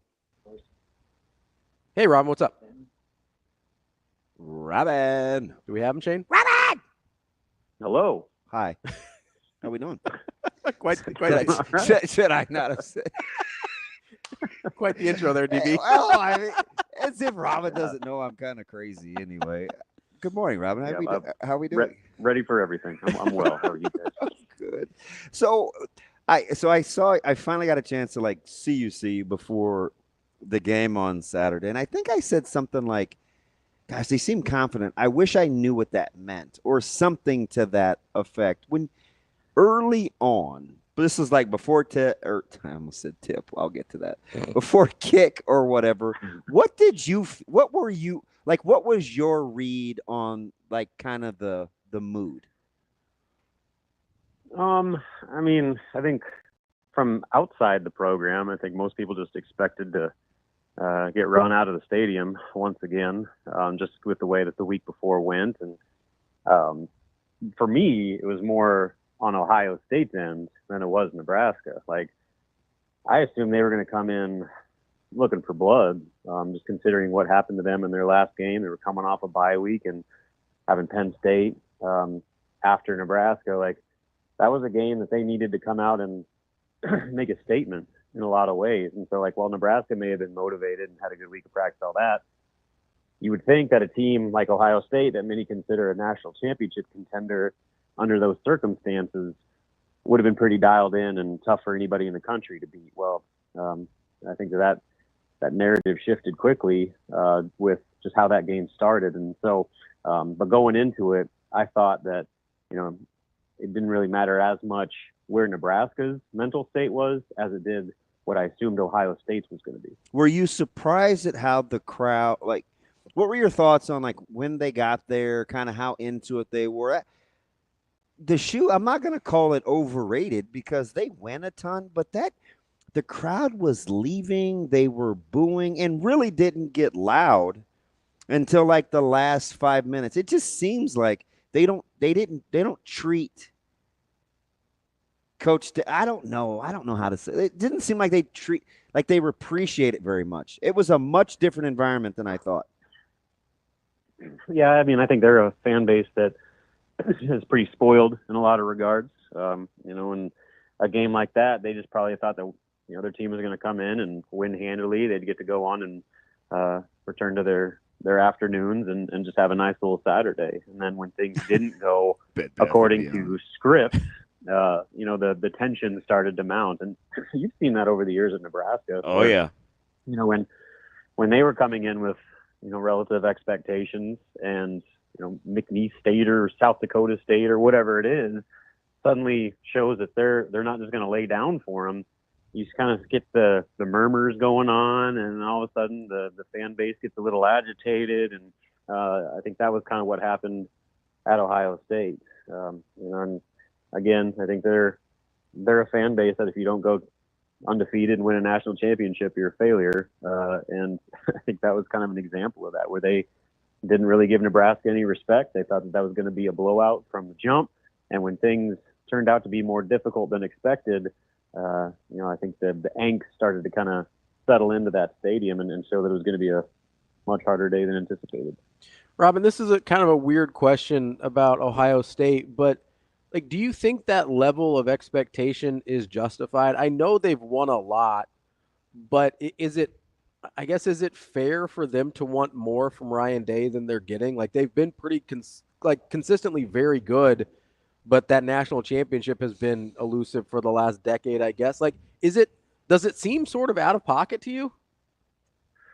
I mean, yes, when you step back and you get out of that Ohio State bubble, it seems ridiculous that, people are complaining about that level of success. Like, what are they doing? But, you saw it a few decades ago here in Nebraska where, Nebraska had the audacity to lose a game at Arizona State, and then all of a sudden, like, everybody needs to be fired. The quarterback needs to be run out of town. See, that's what I'm talking. Yep, he's right. Yeah. Like that's kind of where Ohio State views themselves. That's just the cost of doing business at that level. Yeah, and then you pair into fact just the money being involved here. Like, Ohio State is spending substantial dollars to field a national championship program, and so with that comes expectations. And the fans are one thing, but internally that's how they view things. When you have your athletic director that tells your coach, we expect to win them all here, that sets the bar for everybody. Yeah. So that's not a lot of margin for error there, Robin. Exactly. And then you add in the Michigan element too. Like, if they're losing that game, and they have lost that game far more than is acceptable. So despite, like, for a program like Nebraska viewing what Ohio State is and how they would take that any day of the week, when you've sustained that and then you can't get over that next hump, like you said, it's been over a decade since they actually did win a title, and the losses to Michigan and falling short on the biggest stages, I think eventually, when you're putting in that much of an investment, you expect a championship level return, and they haven't gotten it yet. Yeah, it's interesting. In our stream, this is a sneaky good point. Husker Dominator says every fan base can get toxic. He said, but it probably doesn't help that Nebraska had some toxic coaches as well. If there is a coach that's built to handle what comes with the fervent fan base, it appears to be Coach Rule, does it not? I mean, he's human, but hopefully he appears to be built for this. Yeah, and I think he's got the right balance of being able to get his team to rally together. That like Bo was good at that. Like when adversity hit, like he got his guys to rally around each other and, take on that us against the world mentality. But at the same time, he also kind of let that carry over into how he handled things publicly. It's hard to be hyper paranoid and hypersensitive.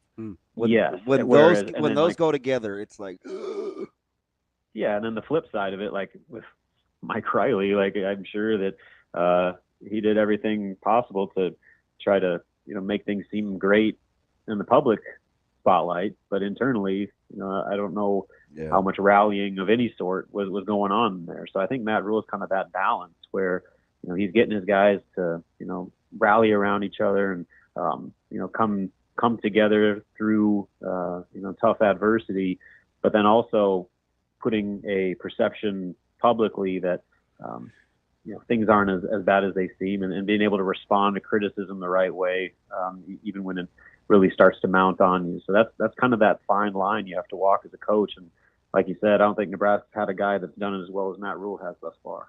We're talking with Robin Washut from Husker Online. Robin, I want to switch over to basketball here for Nebraska. They get the exhibition out of the way. Anything you saw against Grand Valley State that you feel like you learned more about this team? Obviously, I think we're going to have a very different dynamic in a post-Casey world. Yeah, for sure. And like, I guess we'll start with the concerns. Right now, the 3-point shooting has not been nearly consistent enough. I mean, there's only been 3, I guess, known sample points with the red-white scrimmage, the close scrimmage at Utah, and then, this exhibition. And really, Nebraska hasn't shot it all that well. Their best shooting performance came at Utah, and they were 38% from 3, which is okay, but it's not great. But then you pair the other two, exhibitions, and it's been rough. Like, if it weren't for Gavin Griffiths in that exhibition, Nebraska would have been, non-existent from behind the arc. And, for a team that last year led the Big Ten, was one of the top nationally in 3-point attempts per game, what is Nebraska's shooting capability, and then also the roster dynamic going to do to their shot selections? They're going to continue to shoot at that clip. They've got to figure out a way to pick it up and do it consistently. Otherwise, you're going to have some tough offensive nights. I guess the good news, though, with that is that I think they have a bona fide Big Ten point guard now for maybe the first time since Brett's been here in Raleigh Wooster. Yeah. He might be the most important offseason addition Nebraska had this past cycle. One, he's tough, he's big, he doesn't get bothered by physical defense, and he's a guy that, when he's able to muscle his way into the lane, good things are going to happen. So he looked really good in that exhibition. Again, you take it for what it's worth, given the level of competition. But for a team that, kind of seemed a little out of sorts early on, as happens in exhibition play, I thought Raleigh was that steadying force Nebraska desperately needs him to be, especially early on this season as they kind of continue to iron out these wrinkles. How about for Plan B, Robin? Nebraska has legitimate Big Ten conference size too. Could you see them playing a little bit different, knowing they may have a few more offensive options than having to knock down the 3-ball? Or is this one of those things where you're pitting kind of the direction of the sport versus kind of how Nebraska is currently built? Yeah, and it's going to be dependent based. Like with Braxton Mia, like I don't know what he's going to do to change their offense much.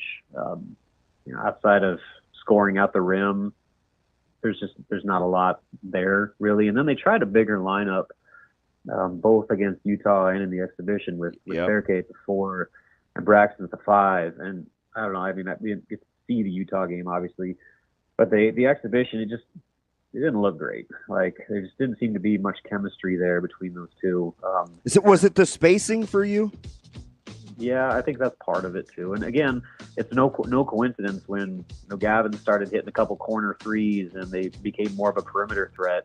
Things opened up significantly in the paint. So it's going to be kind of a dependent scenario there. But they do have more bodies. They have as much post depth as Fred has had since he's been here. They need Berke to be good. You see flashes of what he can potentially be in this offense. He's got to play up to that more often than not for this thing really to take off. That's Robin Washut from Husker Online. Robin, we appreciate it. We'll talk to you again soon. Thanks, buddy. Sounds good, guys. See you later. We'll be back. More Hurrdat Sports Radio coming up next. We will be back.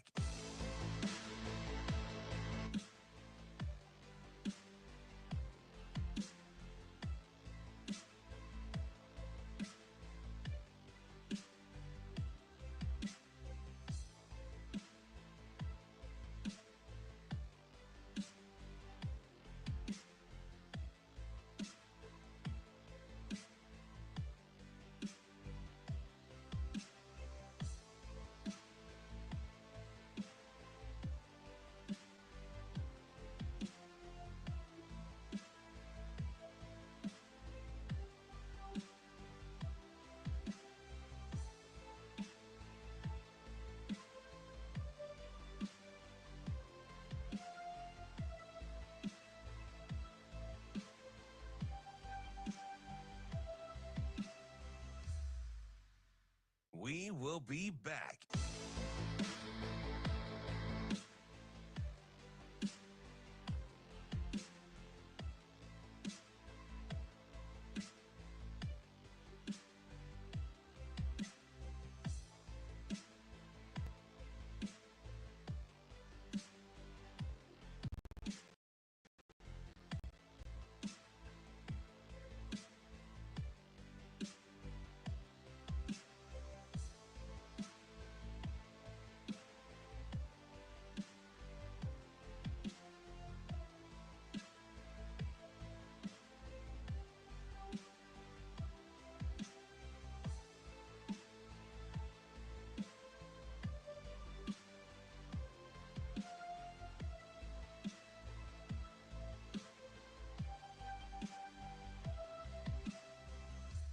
We will be back.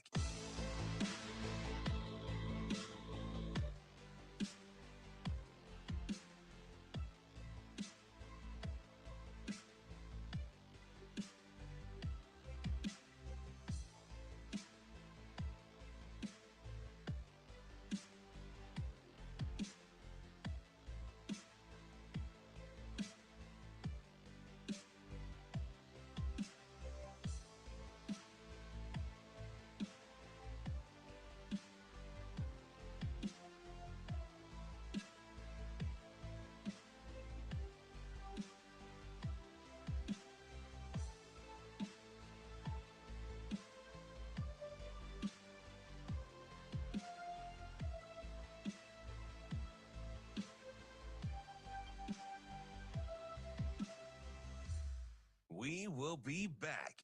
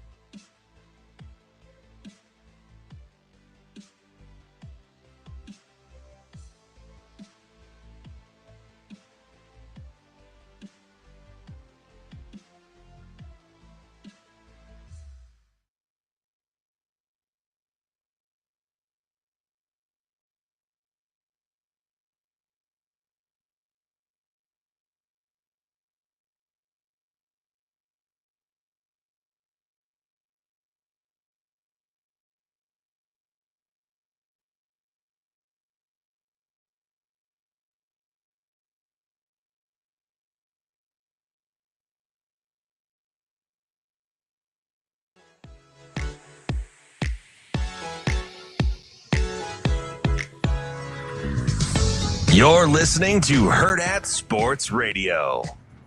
I believe everything happens to you for a reason. We were 5-3 last year, and we were playing Michigan State, and we lost. Then we lost the rest of them, right? And so we were chasing something. To me, we went out to Indiana. We were 5-1. I felt like the guys were maybe chasing something a little bit. That's why I said I didn't do a good enough job of having them in the right mindset. Indiana got after us. We came back last week. We were playing to play. Like, we were freed up to, like, hey, we gotta redeem our name. We gotta play for pride and play with heart and character, and that's what you saw. So I won't talk about anything other than that this week. You learned what it looks like against Ohio State. So carry it forward, and we'll do that each and every week. Kicking off hour number 3 here on Hurrdat Sports Radio, AM 590, ESPN Omaha, ESPN Tri-Cities, KFOR in Lincoln. That's DB. I'm Ravi Lulla here at Hurrdat Sports Bar and Grill. Do we have Schaefer yet? Still waiting on him? Not yet. You can join us here at Hurrdat Sports Bar and Grill on Friday for our live breakfast. There's going to be food. You can get drinks, and you're going to have a chance to win 4 tickets and a pass to the parking pass, to the UCLA game, courtesy of our friends at Tickets for Less. Go to eventbrite.com to reserve your seats. Just search for Hurrdat Sports Radio. You get to hang out with me and DB on a Friday. Friday. And we have Mike as well. Friday. Hanging out with us now in the stream is our guy, Mike J. Schaefer from Husker 24/7. Schaefer, what's going on, man? I'm just listening to Damon Benning do his best Rebecca Black. I don't even know who that is. Is that who sings that song? Yeah. Oh, thank you. Yeah. Schaefer, so now I can Google it. Does it sound anything like when I sing it, or is it better? I wouldn't say probably. It probably is in the ballpark. I mean, I don't think you're. Wow. You're not that far away from it. I have a friend who is obsessed with that song and will just randomly send us a music video on Fridays. I'm fairly certain he listens to it on his drive to work, and this is a grown ass man, if you will. So he's not ironically listening to it. There's nothing ironic about it. Of all the Schaeferisms, that may be my favorite. Grown ass man. Yes. You've developed quite the library is pretty complete, but that one may be at the top shelf. I'm always going to be chasing Yogi. So what are you doing? You gotta try. Yeah, that's a grown-ass man right there. You know what they say, Shave, 90% of the game's half mental. Exactly. And that's probably the 90% I'm best at. It's probably the half I'm best at. Yeah.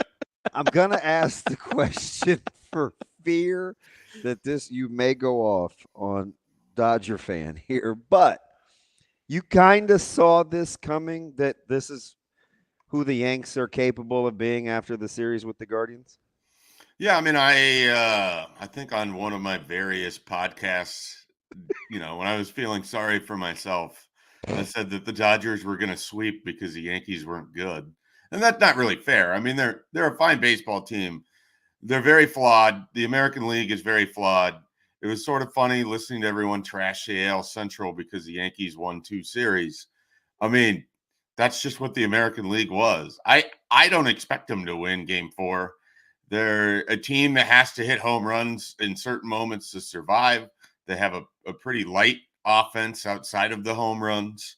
They're just kind of what they are. They don't have that great of pitching either. I mean, they're a fine team. It's hard, though, because the Dodgers basically trot out the version of an all-star team for their lineup. There's not a lot of easy outs there. The one way that you could get them is their pitching isn't that good, but it's been good enough in October. And so the only team that's really given them any problems was the Padres. And as Alden Gonzalez noted, the Dodgers overcame so much to get by the Padres. They didn't have Freddie Freeman for a whole game. They had to start Tommy Edman, a guy who had never – never mind. He started multiple years for the Cardinals. They had to start Tommy Edman over Miguel Rojas. They had to pitch bullpen pitchers in key spots in October. Without Alden Gonzalez, I don't know if the Dodgers would be here right now, but his single-handed cheerleading from the press box, I suspect, of Dodger Stadium is what really pulled this whole thing together. Schaefer, you love an underdog just coming back. And we love an underdog. There's nothing more of an underdog than the Dodgers. This is what we're on this morning. I mean, listen, I'm rooting for the Dodgers. I can still say it's kind of funny. I mean, come on. Man. Oh, yeah. I mean, look, I want the Dodgers to win too, but I'm not going to. Come on. It doesn't mean I'm not going to mock it relentlessly.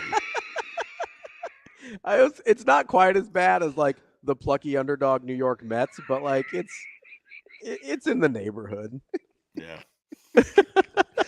Okay. All right. Safe. So going into this one, I'm going to start with Ohio State, but we'll try not to stay here very long because UCLA is interesting, especially with what's going on at the running back spot, and they may throw it around the yard. But kind of going into this one, Ravi and I, for once, were on the same team. That I felt like there was too much made of Nebraska being the team that would be licking their wounds, and it would be Ohio State that was pissed, even though Nebraska just got their teeth kicked in and had every right to be upset too. Were you surprised as that game unfolded that the emotion seemed to play out the way they did, or was it more the execution seemed to play the way that it did, or the emotions that led to the execution seemed to play out the way it did between the two teams? It's tough because if that game, like so much of that game and how you feel about how Nebraska played against Ohio State is directly related to how you felt watching them get smashed by Indiana. Like, it's impossible to separate those two. Because if I didn't have the Indiana result, the Nebraska-Ohio State game was kind of what I thought it could be. Because I thought that was Nebraska's defense. Like, if you remember going into the Indiana game, I was excited about Nebraska's opportunity in front of it because I thought the defensive line could do what they did against Ohio State to Indiana, and they didn't. And then, everything snowballed, and I made a Shane Falco reference last week. I won't have to do that again. We'll see what movies I can work in this time. But no, I mean, I think in part because what we do now has just become wild week-to-week referendums about the season, the coaching staff, the head coach, the players involved. Look, we don't really have a ton of perspective because we're just reacting to what it was that we saw the week before. And if the week before looked bad, then the next week looks good, then it's somewhat either hard for us to compute it or we just throw out the good because we think that they're bad because they had the bad week. So that's again a really word salady answer to say that this team has put together 6, I think, good performances, good to great performances, one okay to maybe below average in Illinois, and then one atrocious against Indiana.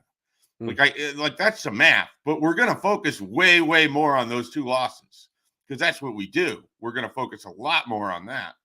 And it makes you forget, like, these other teams have to go and play Nebraska.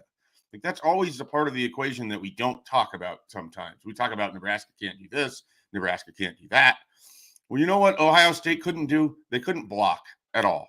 They couldn't open up their running game. They really didn't have much in the passing game outside of 2, well-timed busts, and Will Howard hit wide open guys. I guess 3 if you count the one on the final drive that led to their last touchdown. Same concept too. Yeah, I mean, it's so they took advantage of several moments, some good fortune. Nebraska just didn't quite have the ability to kind of pull it off. But I don't know that we should be as shocked as we are or were in the moment because that version of Nebraska has existed this year. It's just not the one we had seen most recently. Safety. So after listening to Coach Rule, you were talking about kind of being in the moment, and everybody, like, real time was very critical of Nebraska's quick/screen game real time in Columbus. Did any of the explanations that you heard thus far kind of temper that, or are you still kind of, man, too much of this, not dink and dunk, but you know what I mean? Like, if you go back to just your social media account during the game, like, does it help? Does it reconcile it in your head, or is it like, yeah, bud, or like, how are you receiving?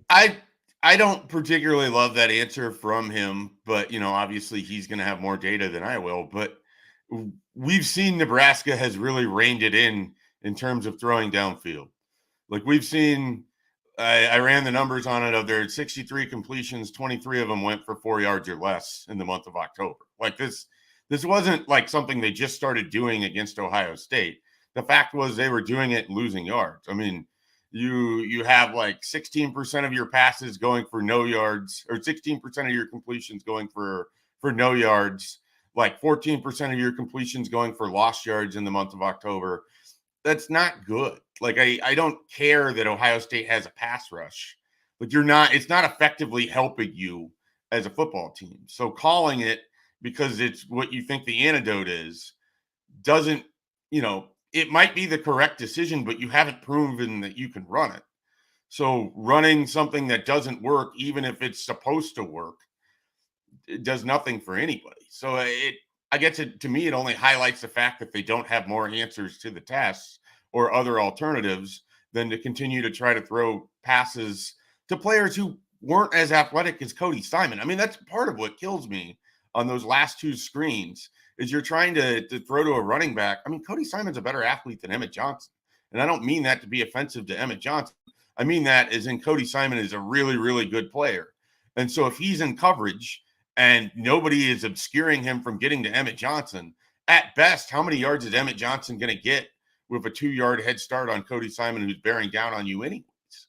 Like it felt like they played right into a matchup Ohio State wanted, which is another reason why it doesn't. I would normally, Schaefer, I would take as an OC, I would take man-to-man versus screenplay almost all day long, because if Simon doesn't make that play, I mean. But he just did it the play before, and then you did it again to the opposite side. Like it's like you doubled down on what you just saw, and it didn't work. And we watched him do that multiple times with the same wide receiver screen pass. And you asked Jamal Banks to block Burke, and he couldn't do it early in the game. He couldn't do it right after that, and you did it 3 times. Like it's self-sabotage at some point. That's what I tweeted. And we can talk about like, yes, this is what you want to do against that pass rush. This is what you want to do against man. It's what you want to do, but the question is, can you do it? Other than the 110 yards that Ja'Cory Barney got, did they have a successful screenplay in the other 8 that were called? I don't think so. So, Schaefer, let's take the next step there, right? Let's say, okay, Ohio State's got this great pass rush, so theoretically you want to be able to connect on the short wide receiver passing game to the perimeter, right? But Nebraska's having a hard time executing that. So then, like, what is the alternative? If the right answer to the test isn't getting you what you want, what's the alternative there? I mean, if you want the hindsight answer, you wonder if there isn't a middle breaking route that you can throw that if Cody Simon is on your running back, you're at least giving an option that you're using him as a decoy. I mean, if you have someone going over the middle there in man coverage and they're able to get a bead, there's nobody in the middle of the field on that 3rd and whatever where he's going to chase down the Emmett Johnson or second down. So that's just like a hindsight answer. That's easy to see after the play happens. Everything would have to go the exact same way. Who knows if it would? I think that they need more middle breaking options. I think it was important for Thomas Fidone to have back-to-back good games. I think he's someone that can help this team in the middle of the field, and potentially in those situations, if you're not able to win on the outside against either quarters or man coverage, that maybe you can win in the middle with Fidone, who has good hands. You probably, are comfortable throwing even if the spacing isn't great because he's physical enough. He can make a play on the ball. Some of that comes down to, is Dylan comfortable doing it? I mean, the other part of this whole conversation is, are they running some of these higher percentage throws, lower depth targets because your quarterback between the ears is struggling right now, or physically he's struggling right now? We don't have the answers to that, and I don't expect them to just come out and say that either. But I wonder if some of the change in the offense is that they're seeing at practice that he's not driving the ball down the field, that he's checking down. So they're trying to work with what they can with him. I don't know if that's the case. I'm just throwing that out there. Hey, so Schaefer, as we kind of fast forward to UCLA, I think that running back situation health-wise is not strong. UCLA could potentially want to throw it around the yard. Do you like kind of the matchup based on what you've heard Coach Rule say about what they want to do with the secondary, how it's played, how the defense is kind of ramping up? Do you like the potential matchup at least as much as you can on a Tuesday?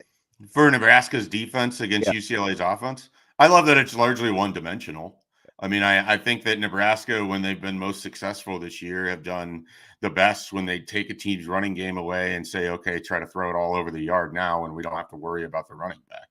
I mean, teams haven't had success doing that. The teams that have been the most balanced, Indiana and Illinois, have made the defense look the worst. Nobody else has really been balanced. Rutgers was really run heavy for a quarter, and then Nebraska took away the cutback lanes, and then that was all she wrote for their running game. And so then they had to throw for most of the day, and that didn't go very well for them. I mean, Purdue wasn't balanced in any meaningful way because Nebraska took the running back game out of it. Ohio State couldn't really run the ball. Their most successful run was probably the Will Howard sneak. other than one cutback that they had from Judkins when Hartzog overran it. So when Nebraska plays kind of more one-dimensional offenses, and particularly ones that are pass reliant, they've looked pretty good defensively this year. I think playing at home, I think the crowd is going to be really good on Saturday. I do too. Like I think that's kind of the sneaky X factor. Yeah. I think the crowd is. I think it's going to be a good environment. Saturday. Is ready to be all in. Yep. Well, and people, people want to root for this team. I think we get in the mindset that people look for reasons to be unhappy with Nebraska, but I think it's more they want reasons to feel good about Nebraska. And going toe-to-toe with Ohio State, and yes, they didn't win, and yes, they've been close before, but that at least as a fan, who has a ticket, that gives you a reason to show up on Saturday with some excitement and not think that it's going to be November 2023. Because what happened last year has no effect for what's going to happen this year. And Nebraska has the ability on Saturday to end all of those conversations against a team that it can beat if it goes and it plays well. And it's on the coaching staff and the players to make sure that happens. Schaefer, this is a weird question, but just hearing you give that last answer sort of got the wheels turning a little bit. Do you think the tenor of the fan base would be different if you flopped the Indiana and Ohio State scores? Like if Nebraska lost close to Indiana but then got blown out by Ohio State? Yeah. No, because then I think you'd still have to go through the week of you're not anywhere close to where you want to be. Indiana's winning when you're not winning. It shouldn't take this long to see progress. Where's the development that we've been told about?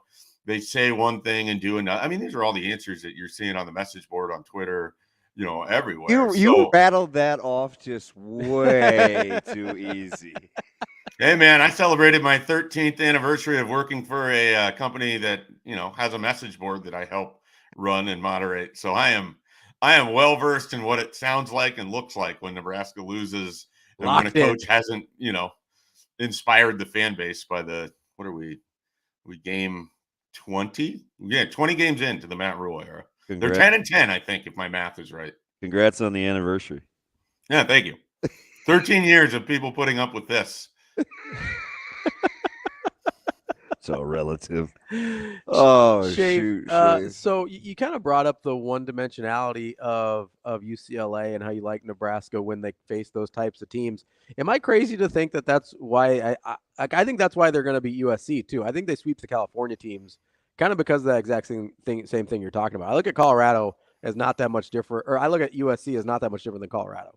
I think USC wants to run it more with Woody Marks than Colorado generally does. Marks is pretty good. I don't think USC has the athletes at wide receiver that Colorado does. And for whatever we want to say about Shedeur Sanders, I still think he's the best quarterback in college Better than football. Miller Moss, yeah. Oh, yeah. Yeah. And so, if I have to pick between watching Miller Moss throw it down the sidelines and Shedeur Sanders, if I'm a Nebraska defender, I feel a lot better if it's Miller Moss. So, and then there's no Travis Hunter, there's no Jimmy. So it's just I think that the danger with USC is that it's on the road. I just don't know that we've seen Nebraska play under Matt Rule. We still haven't seen him play a great road game. The closest is probably Ohio State, where you only had the one turnover and it came on a 3rd and 19 where you had to push the ball down the field, and you just didn't see the guy. So you think that SC collectively as a whole has not as good a wide receivers as Colorado? I don't think they're as good, but I mean, some of that is just a Travis Hunter effect. Guys, this is how far I am on the Travis Hunter effect. It would be stunning to me if anyone voted for anyone other than Travis Hunter to win the Heisman right now. That's where I'm at. And there are some great performances out there, but that guy is the single best player in college football. He's playing two ways. He's already having a better season to this point than he had all of last year. He's doing it at a high level on both sides of the ball. Nobody else is doing that. He's probably got to get to like 9 wins though, right? I mean, are we sure Colorado can't rip off wins in November? I'm not saying they can't. I'm not saying they can't. No, they probably have to, RG3 won it at 8-4. Like that's kind of the barometer. Like you got to get to at least 8, I think 9. If they're 10-2 and Travis Hunter has like 1,000 yards receiving, there's no way that guy isn't walking off with the Heisman. Interesting. Hey, so that's a very weird answer about USC's wide receiver. I brought Colorado, so that's my fault. That's okay. Schaefer, let me ask you something. When you look at the point spread in Vegas, considering what's happening, And I clearly was bet down from the open, which is fine. It is what it is, with public money. Does the line seem right to you when you're talking about how you think the game is going to go? Where are we at? Is it 8.5, 7.5? I've got it at 6.5. Okay, yeah. I mean, I was kind of more fine with it at the 9.5. Yeah. I mean, yeah. Like, I don't think this is a good UCLA team. Nebraska has covered 6 of the 8 games this year. They, the 2 games that they got blown out by Indiana and they lost to Illinois. Otherwise, they've covered everything else. I think Nebraska has the ability to keep points low for UCLA. And if you make Ethan Garbers, who has multiple interceptions, throw interceptions, you have an opportunity to set up short field position. And if what we saw on Saturday with your kicking game is a real thing, Nebraska has not had an issue getting the ball on the other side of the field. They have had an issue finishing with points. Like we talk about their offense as if, the scoring and if last year and this year are the same.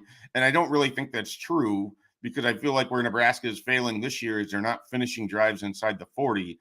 Last year, it felt like they couldn't get drives going, in the month of November. So and certainly couldn't hold on to the ball.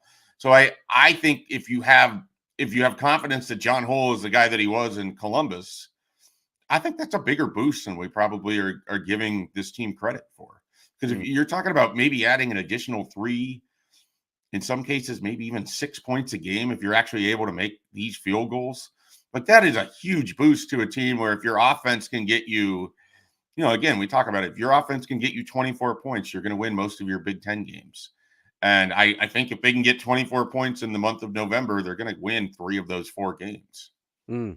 Schaefer, last thing here from me. Could I make the argument to you that UCLA, despite their record, is better than they seem? I mean, you look at their losses. It's Indiana, at LSU, Oregon, and Penn State. Those are 4 top 10 teams. When we're looking at today, can I make the argument that they're not as bad as the record? You can definitely make that argument. I mean, they're not. It's not like they're bereft of talent or anything like that. I just don't know that they have. When I've watched them play, everything looks hard for them. I mean, it's not all that different than it is for Nebraska sometimes too. But I think because of that. And you rattled off those teams. A lot of those teams have good defenses. I think Nebraska has a good defense. I think that's a really tough thing for UCLA to overcome with the sort of offense that it has. That's Mike Schaefer from Husker 24/7. Schaefer, we appreciate the time as always. We'll talk to you next week. Thanks, Schaefer. All right, guys. Appreciate it. Have a good one. That's our guy, Mike J. Schaefer from Husker 24/7. And I got to tell you about our guys over at Game Day Men's Health as well. Low testosterone doesn't just affect your body, it can impact your mind as well. Game Day Men's Health combines testosterone replacement therapies with strategies to improve your mental health. Depression, anxiety, and brain fog are often linked to low T, and Game Day's got the expertise to help clear your mind and boost your mood. When you get to visit the clinic, it's not just a voice on the phone. You're a valued patient getting comprehensive care that telehealth just can't match. Go to GameDayMen'sHealth.com to set up your appointment.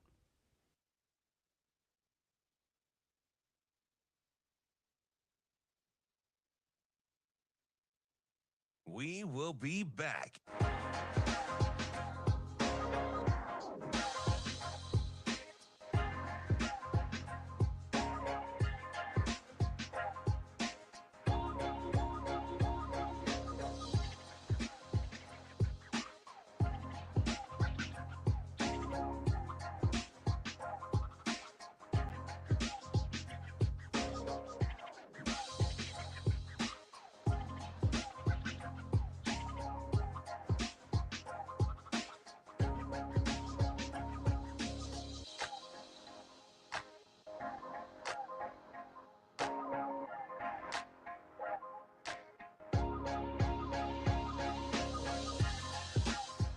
We will be back.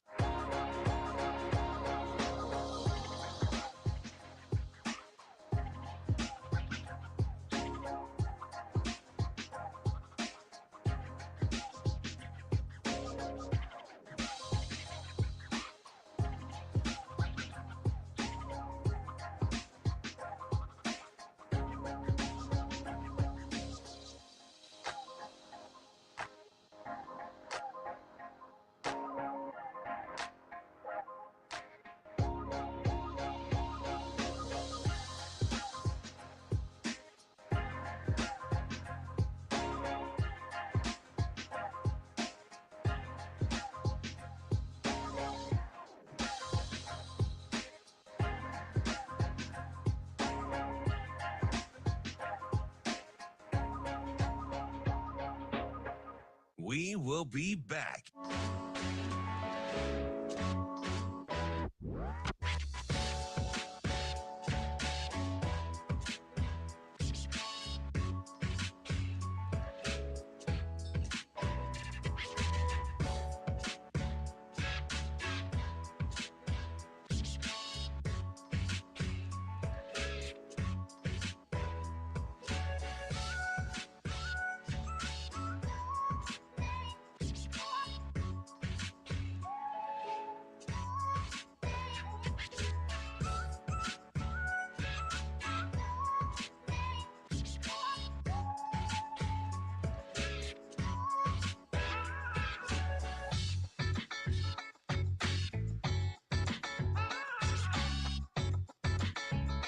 We will be back.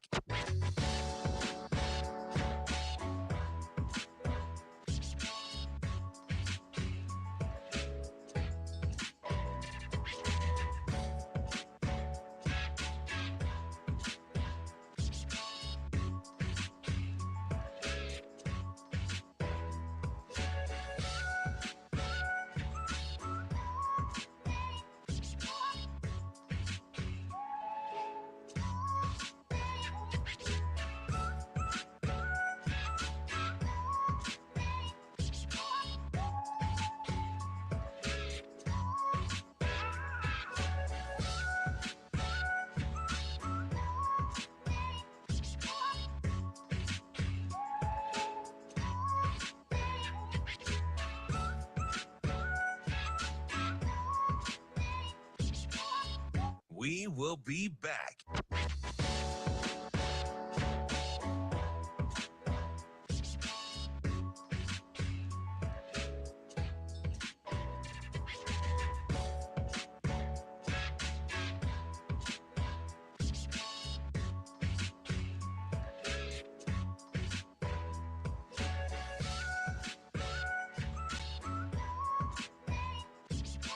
We will be back.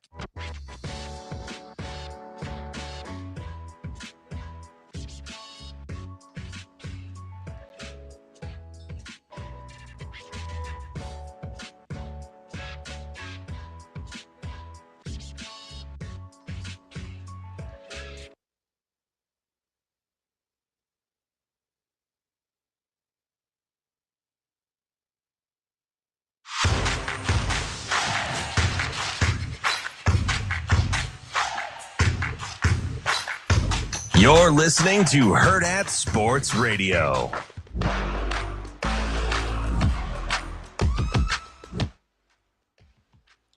Welcome back to Hurrdat Sports Radio, AM 590, ESPN Omaha, ESPN Tri-Cities, KFOR in Lincoln. That's DB. I'm Ravi Lulla here at Hurrdat Sports Bar and Grill. It's time for Bet On It, brought to you by Warhorse Sportsbook, the best place in Nebraska to place your sports bets. Go to warhorsecasino.com to see all their promotions that they've got going on. There's always something fun going on at Warhorse Casino, both in Lincoln and in Omaha. Make sure you go check it out. DB. Check it out. You got a game 4 tonight. Yes, I do. Are you betting on a sweep? No. No? You think it gets game 5? They lose the bullpen game? I don't have a strong feeling in either way. I will say, I wouldn't be dismissive of a bullpen game because if the Dodgers are dialed in, they should win because the Yankees situationally are so poor 1 through 9. Yeah. The Dodgers can match that. Mm-hmm. They can situationally, and it's hard. Because you can work around a couple guys. Yeah, for sure. In a lineup. You can work around a couple guys. So, I mean. You can't work around the Dodgers lineup. I don't understand how tonight's line is the exact same as last night's line. Yeah. So. Minus 150 for the Yankees. Let's start there. Yeah. Yeah, but I wouldn't. I have a hard time getting a feel on this one just because, when you're down 0-3. Yeah. There's basically one of two ways you can go. Hey, this thing's tank or fight? Yeah, it's hey, this thing is over, or God, I don't want to get swept. Yeah. Right? Because at some point, deep down, this thing's a wrap. I don't know if you do or not. I think you do. You win tonight and Cole goes tomorrow. I understand that, but you understand the history. It's happened one time ever. Yeah. So you understand context. Yeah, here. But they don't. No, I don't think the Yankees care about that. You understand the situation you're in, though, being down 0-3. They don't care that it hasn't been done. It's only been done once. Like, no, I think contextually you understand where you're at. I don't. I don't think you get to this stage in the World Series and think, well, it's only been done once. I don't think they think like that one bit. You don't think last night they're thinking we have to win this game so we don't go down 0-3? You're saying two different things. Okay. Like, you never want to be down 0-3, but you're not discouraged because it's only been done once before. Like, you don't think to yourself, like, there's a clear difference in that. You always want to be in an advantageous spot to be able to run down games in a series. So, sure, you don't want to be down 0-3. Sure, yeah. Okay? 2-1 is significantly better than 0-3. But I don't think they're thinking to themselves, going into the night, man, there's only been 0-4 Boston. No, that's a loser. Nobody's thinking like that. Not that's in – and if they are, them guys probably shouldn't be playing. It's always about staying right there. Here's the reason I bring it up is I don't think everyone – and plus, who was it done to? Them. They know. Yeah. I understand that. Okay. I mean, none of them were around. I'm just saying, like. It happened to their uniform. I get that. Yeah. But part of the reason I bring that up is I think sometimes we assume a mentality in elite athletes that, like, sometimes they're really good at what they do. I don't always know that their mental edge is what we give them credit for. No, that's true. Like we see it all the time. And but so I'm also not going to assume. I'm also not going to assume the worst either. I'm not assuming. But I do agree. There's some variance depending on who you are. But I think in that clubhouse at this juncture, especially knowing Boone, or like I just think he thinks, hey, one at a time. We get to Cole tomorrow. Sure. That gives us a chance to go back to LA 3-2. So I just think I think the last thing they think about is that only the Red Sox have done it. Maybe not in that specific of a context. I do think human nature has to come into the conversation for some of those guys at some point. Yeah, where they just know this isn't a thing that gets done. Competition among guys at that level isn't what I would call normal, though. I get that. It borders on irrational. That's why I brought up the mental edge doesn't exist for all of those guys. Like, I think on a baseball team, because you have so many dudes, yeah, and because it is kind of there's a lot of individualism in baseball, the way the game is played. Yeah, I just don't know. I don't. I think you need a lot of guys to have that mental edge to overcome that. Even at this level, I think, let's say I'm talking about high school or college. Mm-hmm. If somebody says, well, it's been done once, that's all I need to hear. Sure. That's all you need to hear. I think that's how a lot of competitive people think. I think that's how a lot of competitive people think. I think there's a lot of people that play professional sports that are less competitive than we think. Nah, maybe. Did we see some of the players, at least one of the players last night for the Yankees, kind of lose his edge there, in the batter box? Jazz. Oh, yeah. Chisholm, so he's a hard comp because he's very unorthodox. His game is weird. He's very well, even when he takes the podium, you just never know what he's going to say. Yeah. Like, he's very unorthodox. So I don't know if I would use Jazz, but I mean, Verdugo's still taking good cuts, right? Down 4-0 in the ninth? Yeah. Okay, so that's. But down 0-2 and trying to win game 3 is different than being down 0-3. I think taking good cuts down 4-0 when you had 4 hits all night is kind of what baseball is. It's about managing failure. So I think. I know, but some guys are better at that than others. Yeah, but I mean, why die on that hill though? That is such a particular finite thing to rest in. Because I think human nature crawls into play here. Yeah, generally speaking. Generally speaking, competitors at that level, they play. Can I ask one question about that? Sure. On the other side, will we see the Dodgers just throw everything at it? So I don't want to speak for that, but no, the bottom line for both of you, I think teams will fall back into their preparation. They don't overthink anything more than in the moment. The closer you can stay to that median, the more success you have as a team. So the Dodgers will try to do what they do. The Yankees will try to do what they do. They know they're going to watch all those preview or those. They're going to get on their laptop. They're going to look at those swings in the cage, in the cages. They're not a competitive swing, competitive at bat, not a competitive at bat. Is there anything? I think their approach will be the same. Now, sure, are there varying degrees of folks' mental approach? Yeah, but competitors are going to compete. So let me ask you this, moving away from this series, but kind of staying on the same topic here. A lot of people saw Anthony Richard tap out this weekend, and that drew some. I was shocked, and kind of had a same feeling about a guy not being very competitive. Like, how did you? Because that hit you? because I don't. We just don't see it very often. I don't think him coming out because he was tired has anything to do with his competitiveness. I think we make it that because it was macho. I don't think based on what he was asked to do, he felt like he was capable of doing it. That's what I think happened. I think at that point, he felt like he was going to be a detriment to his team. Sure. There's some other guys that need to tap out sometimes too. A little self-awareness. Yeah, like I think I listen to Chase McDaniels rant, and I'm like, okay, man. I think because we don't see that from that position, because we see other guys do it. We see running backs all the time, and like, hey, I need one. It doesn't matter. Like, it matters that he's a mobile quarterback, right? Like that's a thing. Like, Tom Brady's not getting winded on a play, most likely. You know how many times I see wide receivers come out in and out of the lineup after running a couple of routes? Yeah, because they need one, right? Okay. You run like a couple deep routes, you're like, hey, give me one. We just think quarterback, you can't. It didn't move my needle. Because he's asked to do something different. Yeah, it didn't. It didn't bother you? Nah. Dude puts his body on the line all the time. 100%, yeah. I'm cool. Yeah. I'm cool. It's just we've seen other mobile. It was very strange. Don't get me wrong. Yeah, it was a really unusual moment. Like, it was very strange. Is that a situation where you're just like, maybe you check out of a play, you check into a run play or something, or quarterbacks do it all the time. Right, that's what I mean. Like, hey, I'm tired. Can I I check into something else? They do that. Or they say like, hey, I don't like the look. I'm getting a timeout. Yeah, it's just the fact we heard Anthony Well, we saw him do it. Yeah, he actually acted on it. Which is like, I don't know.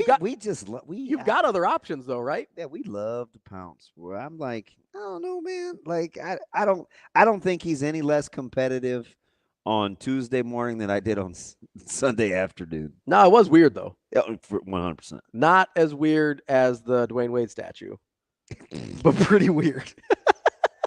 How come we can't make a good statue? Like, what's the problem here? What did T-Mac call it? I'm not going to say anything about the I Am Legend. Yes. That's pretty funny. He does kind of look like one of the zombies in I Am Legend. That's a good pull. Quietly, that movie was sensational. It was a good pull. Outside of the dog dying. Yeah, I didn't like that scene. But and it was a German shepherd. How come we can't make good statues? I don't know. Like, I look at Michelangelo's David, and I was like, hey, that looks like a person. That happened a couple thousand years ago, or however long. We have one of the best statue makers here, right in our very own city. And then I go, how come they can't make Dwayne Wade look like Dwayne Wade? My man said, "I Am Legend." I mean, it's not quite as bad as the Cristiano Ronaldo statue, but it's pretty bad. Well, it's hard to make statues that pretty. I'm just saying, they were doing it with a chisel a couple thousand years ago. We can't figure it out now? I am pretty. We can't figure it out now? Yeah, for sure. That's Bet On It, brought to you by Warhorse Sportsbook. That's DBM Ravi Lulla. We'll be back to wrap up the show. Coming up next.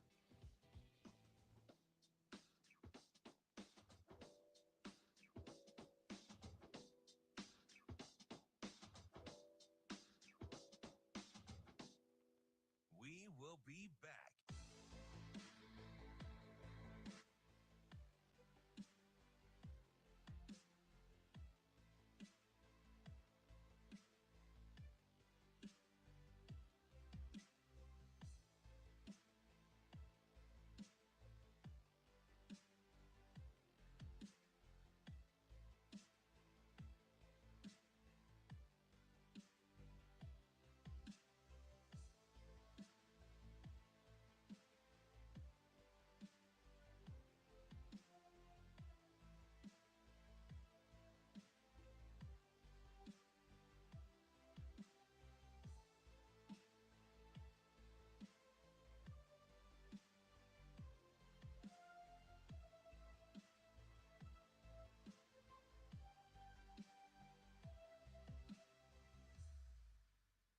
We will be back.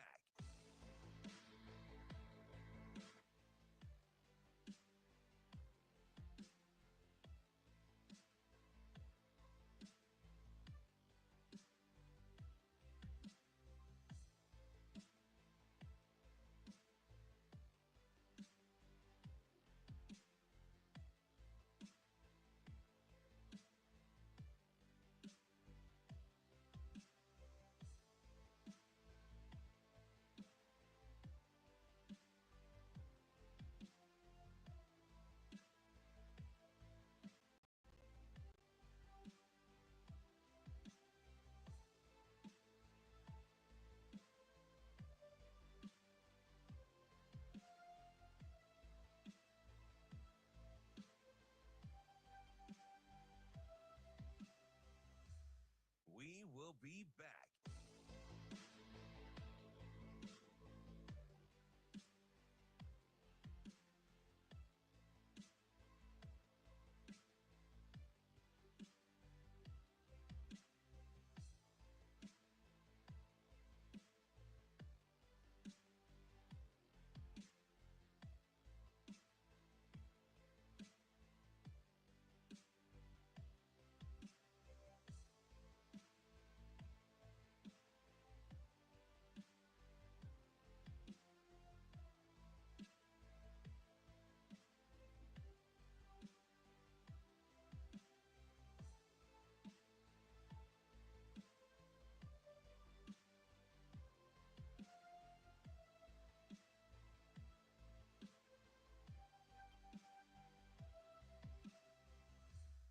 We will be back.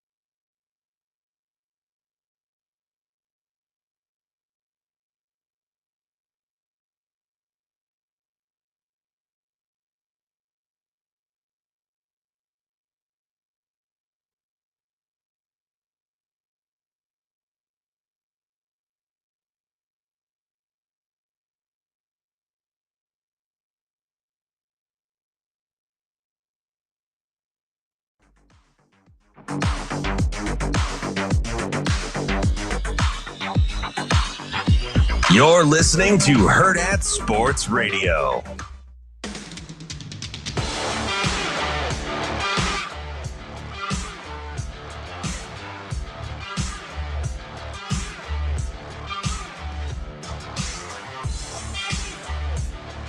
Wrapping up the show here on Hurrdat Sports Radio, AM 590, ESPN Omaha, ESPN Tri-Cities, KFOR, and Lincoln. DB's laughing again. Is it the Lucille Ball statue?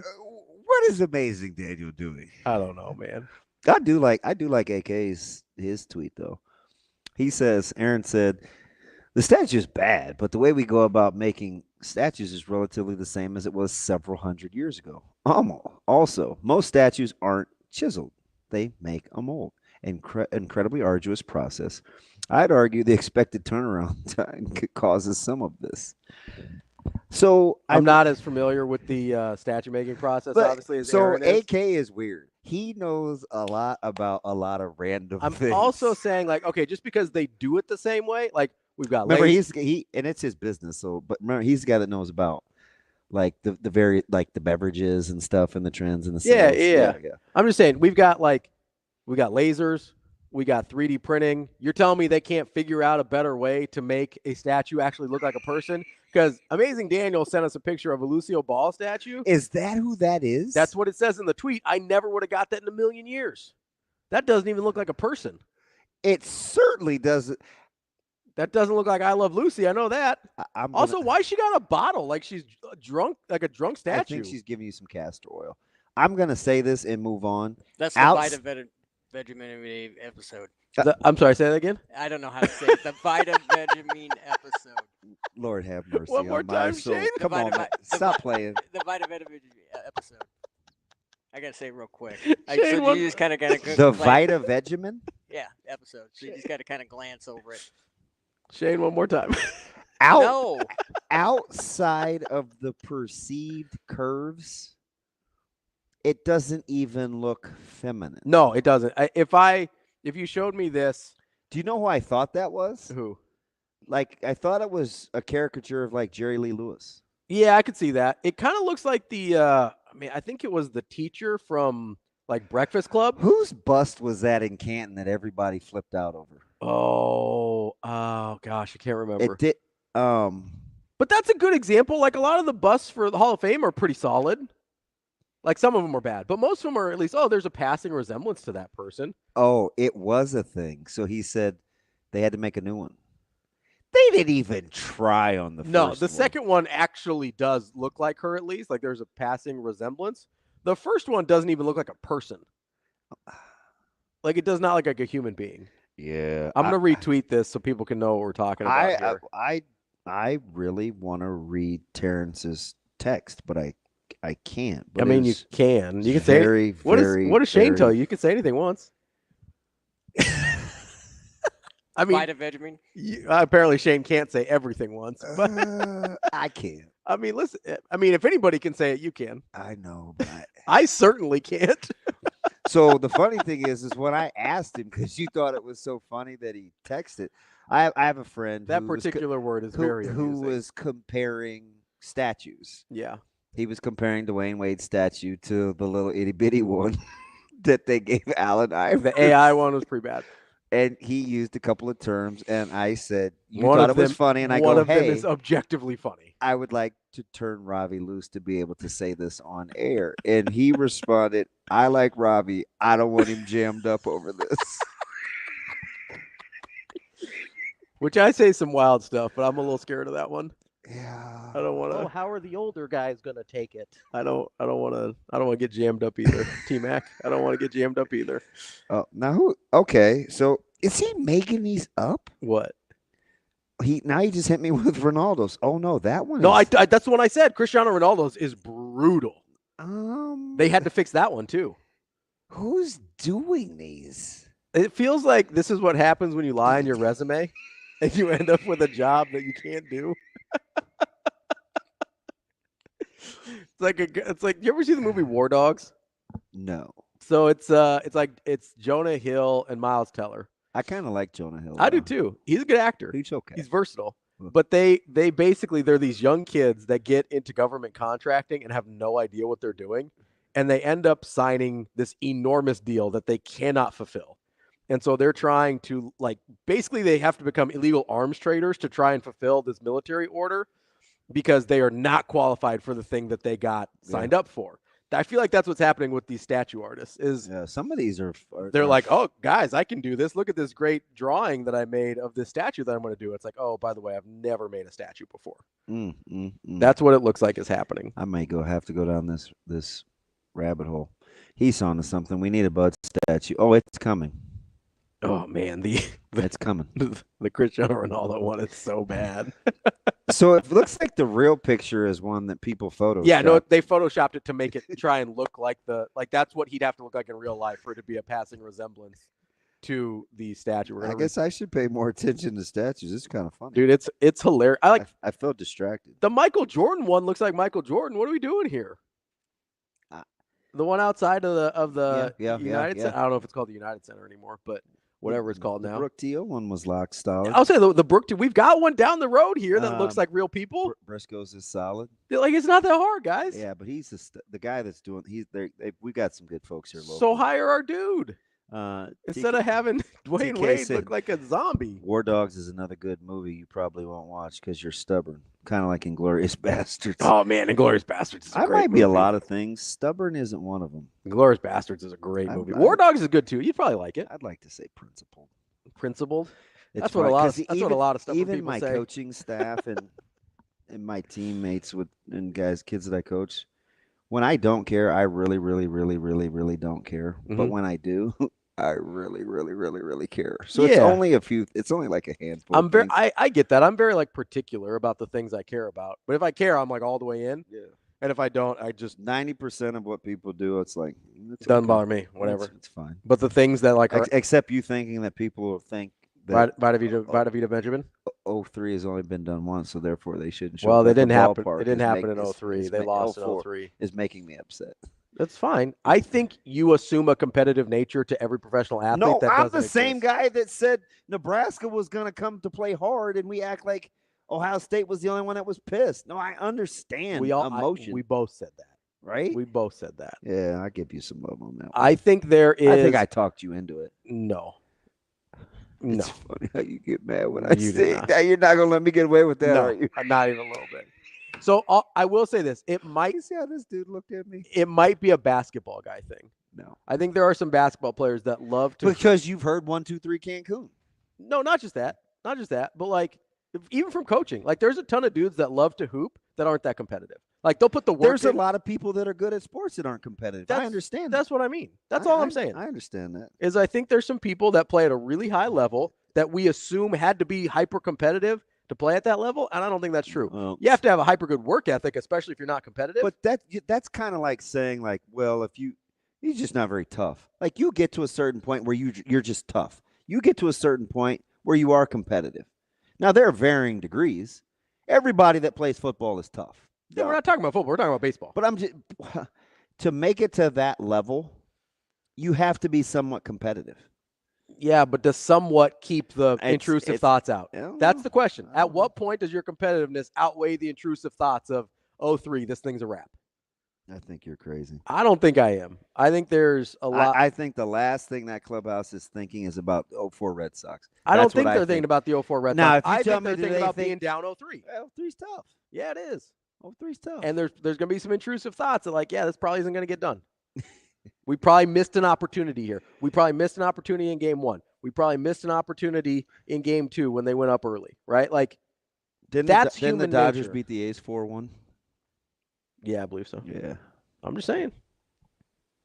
I think it's more common than we think that not every professional athlete's hyper competitive. I think that's why the stories of the psychopath hyper competitive guys stick out so much. Yeah. You're going with like you think Melo's hyper competitive? Carmelo? Yeah, Anthony. I do. I don't think he's on the same scale as some of the guys that we talk about though. Well, he might not be Jimmy Butler, but neither is Jamari Butler, but that's okay. Jimmy Butler. I met Jimmy. I Jimmy know. Butler ran some of his teammates off. I know. I was making fun of. He forced his way out of Minnesota because he didn't feel like Karl Anthony Towns was competitive. I'm just making fun of Gus Is it Johnson. going to work in New York? No, it might. He's played for Tibbs before. It's not going to work in New York. Well, Tibbs isn't making the move if he doesn't think it can work. You think Tibbs had a? You think Tibbs? Yes, made I that think. move? Yes, I don't think the Knicks are doing anything without Tibbs' blessing. I think they're willing to fire Tibbs if it doesn't work. You're getting ready to get him out of that contract, though. There's no reward. He ain't gonna make $243 for the rest. I understand that. I think it's only like another year. I don't know that Tibbs. Maybe Tibbs thinks it could work, and it's just not going to. I don't know. Well, is that being principled or stubborn? TK. I would say that Tibbs is stubborn. I'd go ahead and put that on.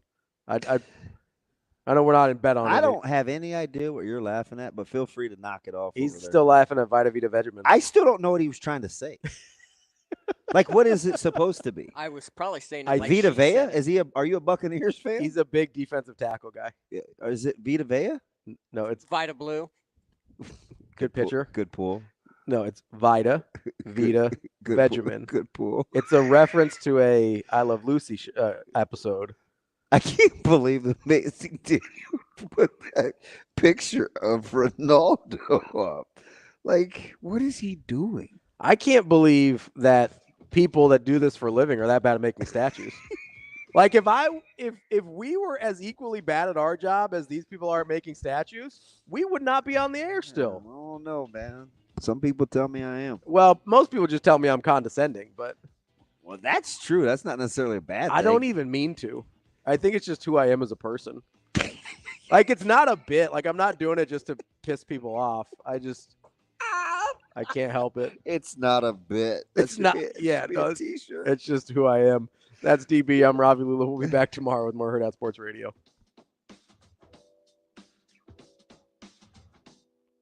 See you. Have a good day. Love you.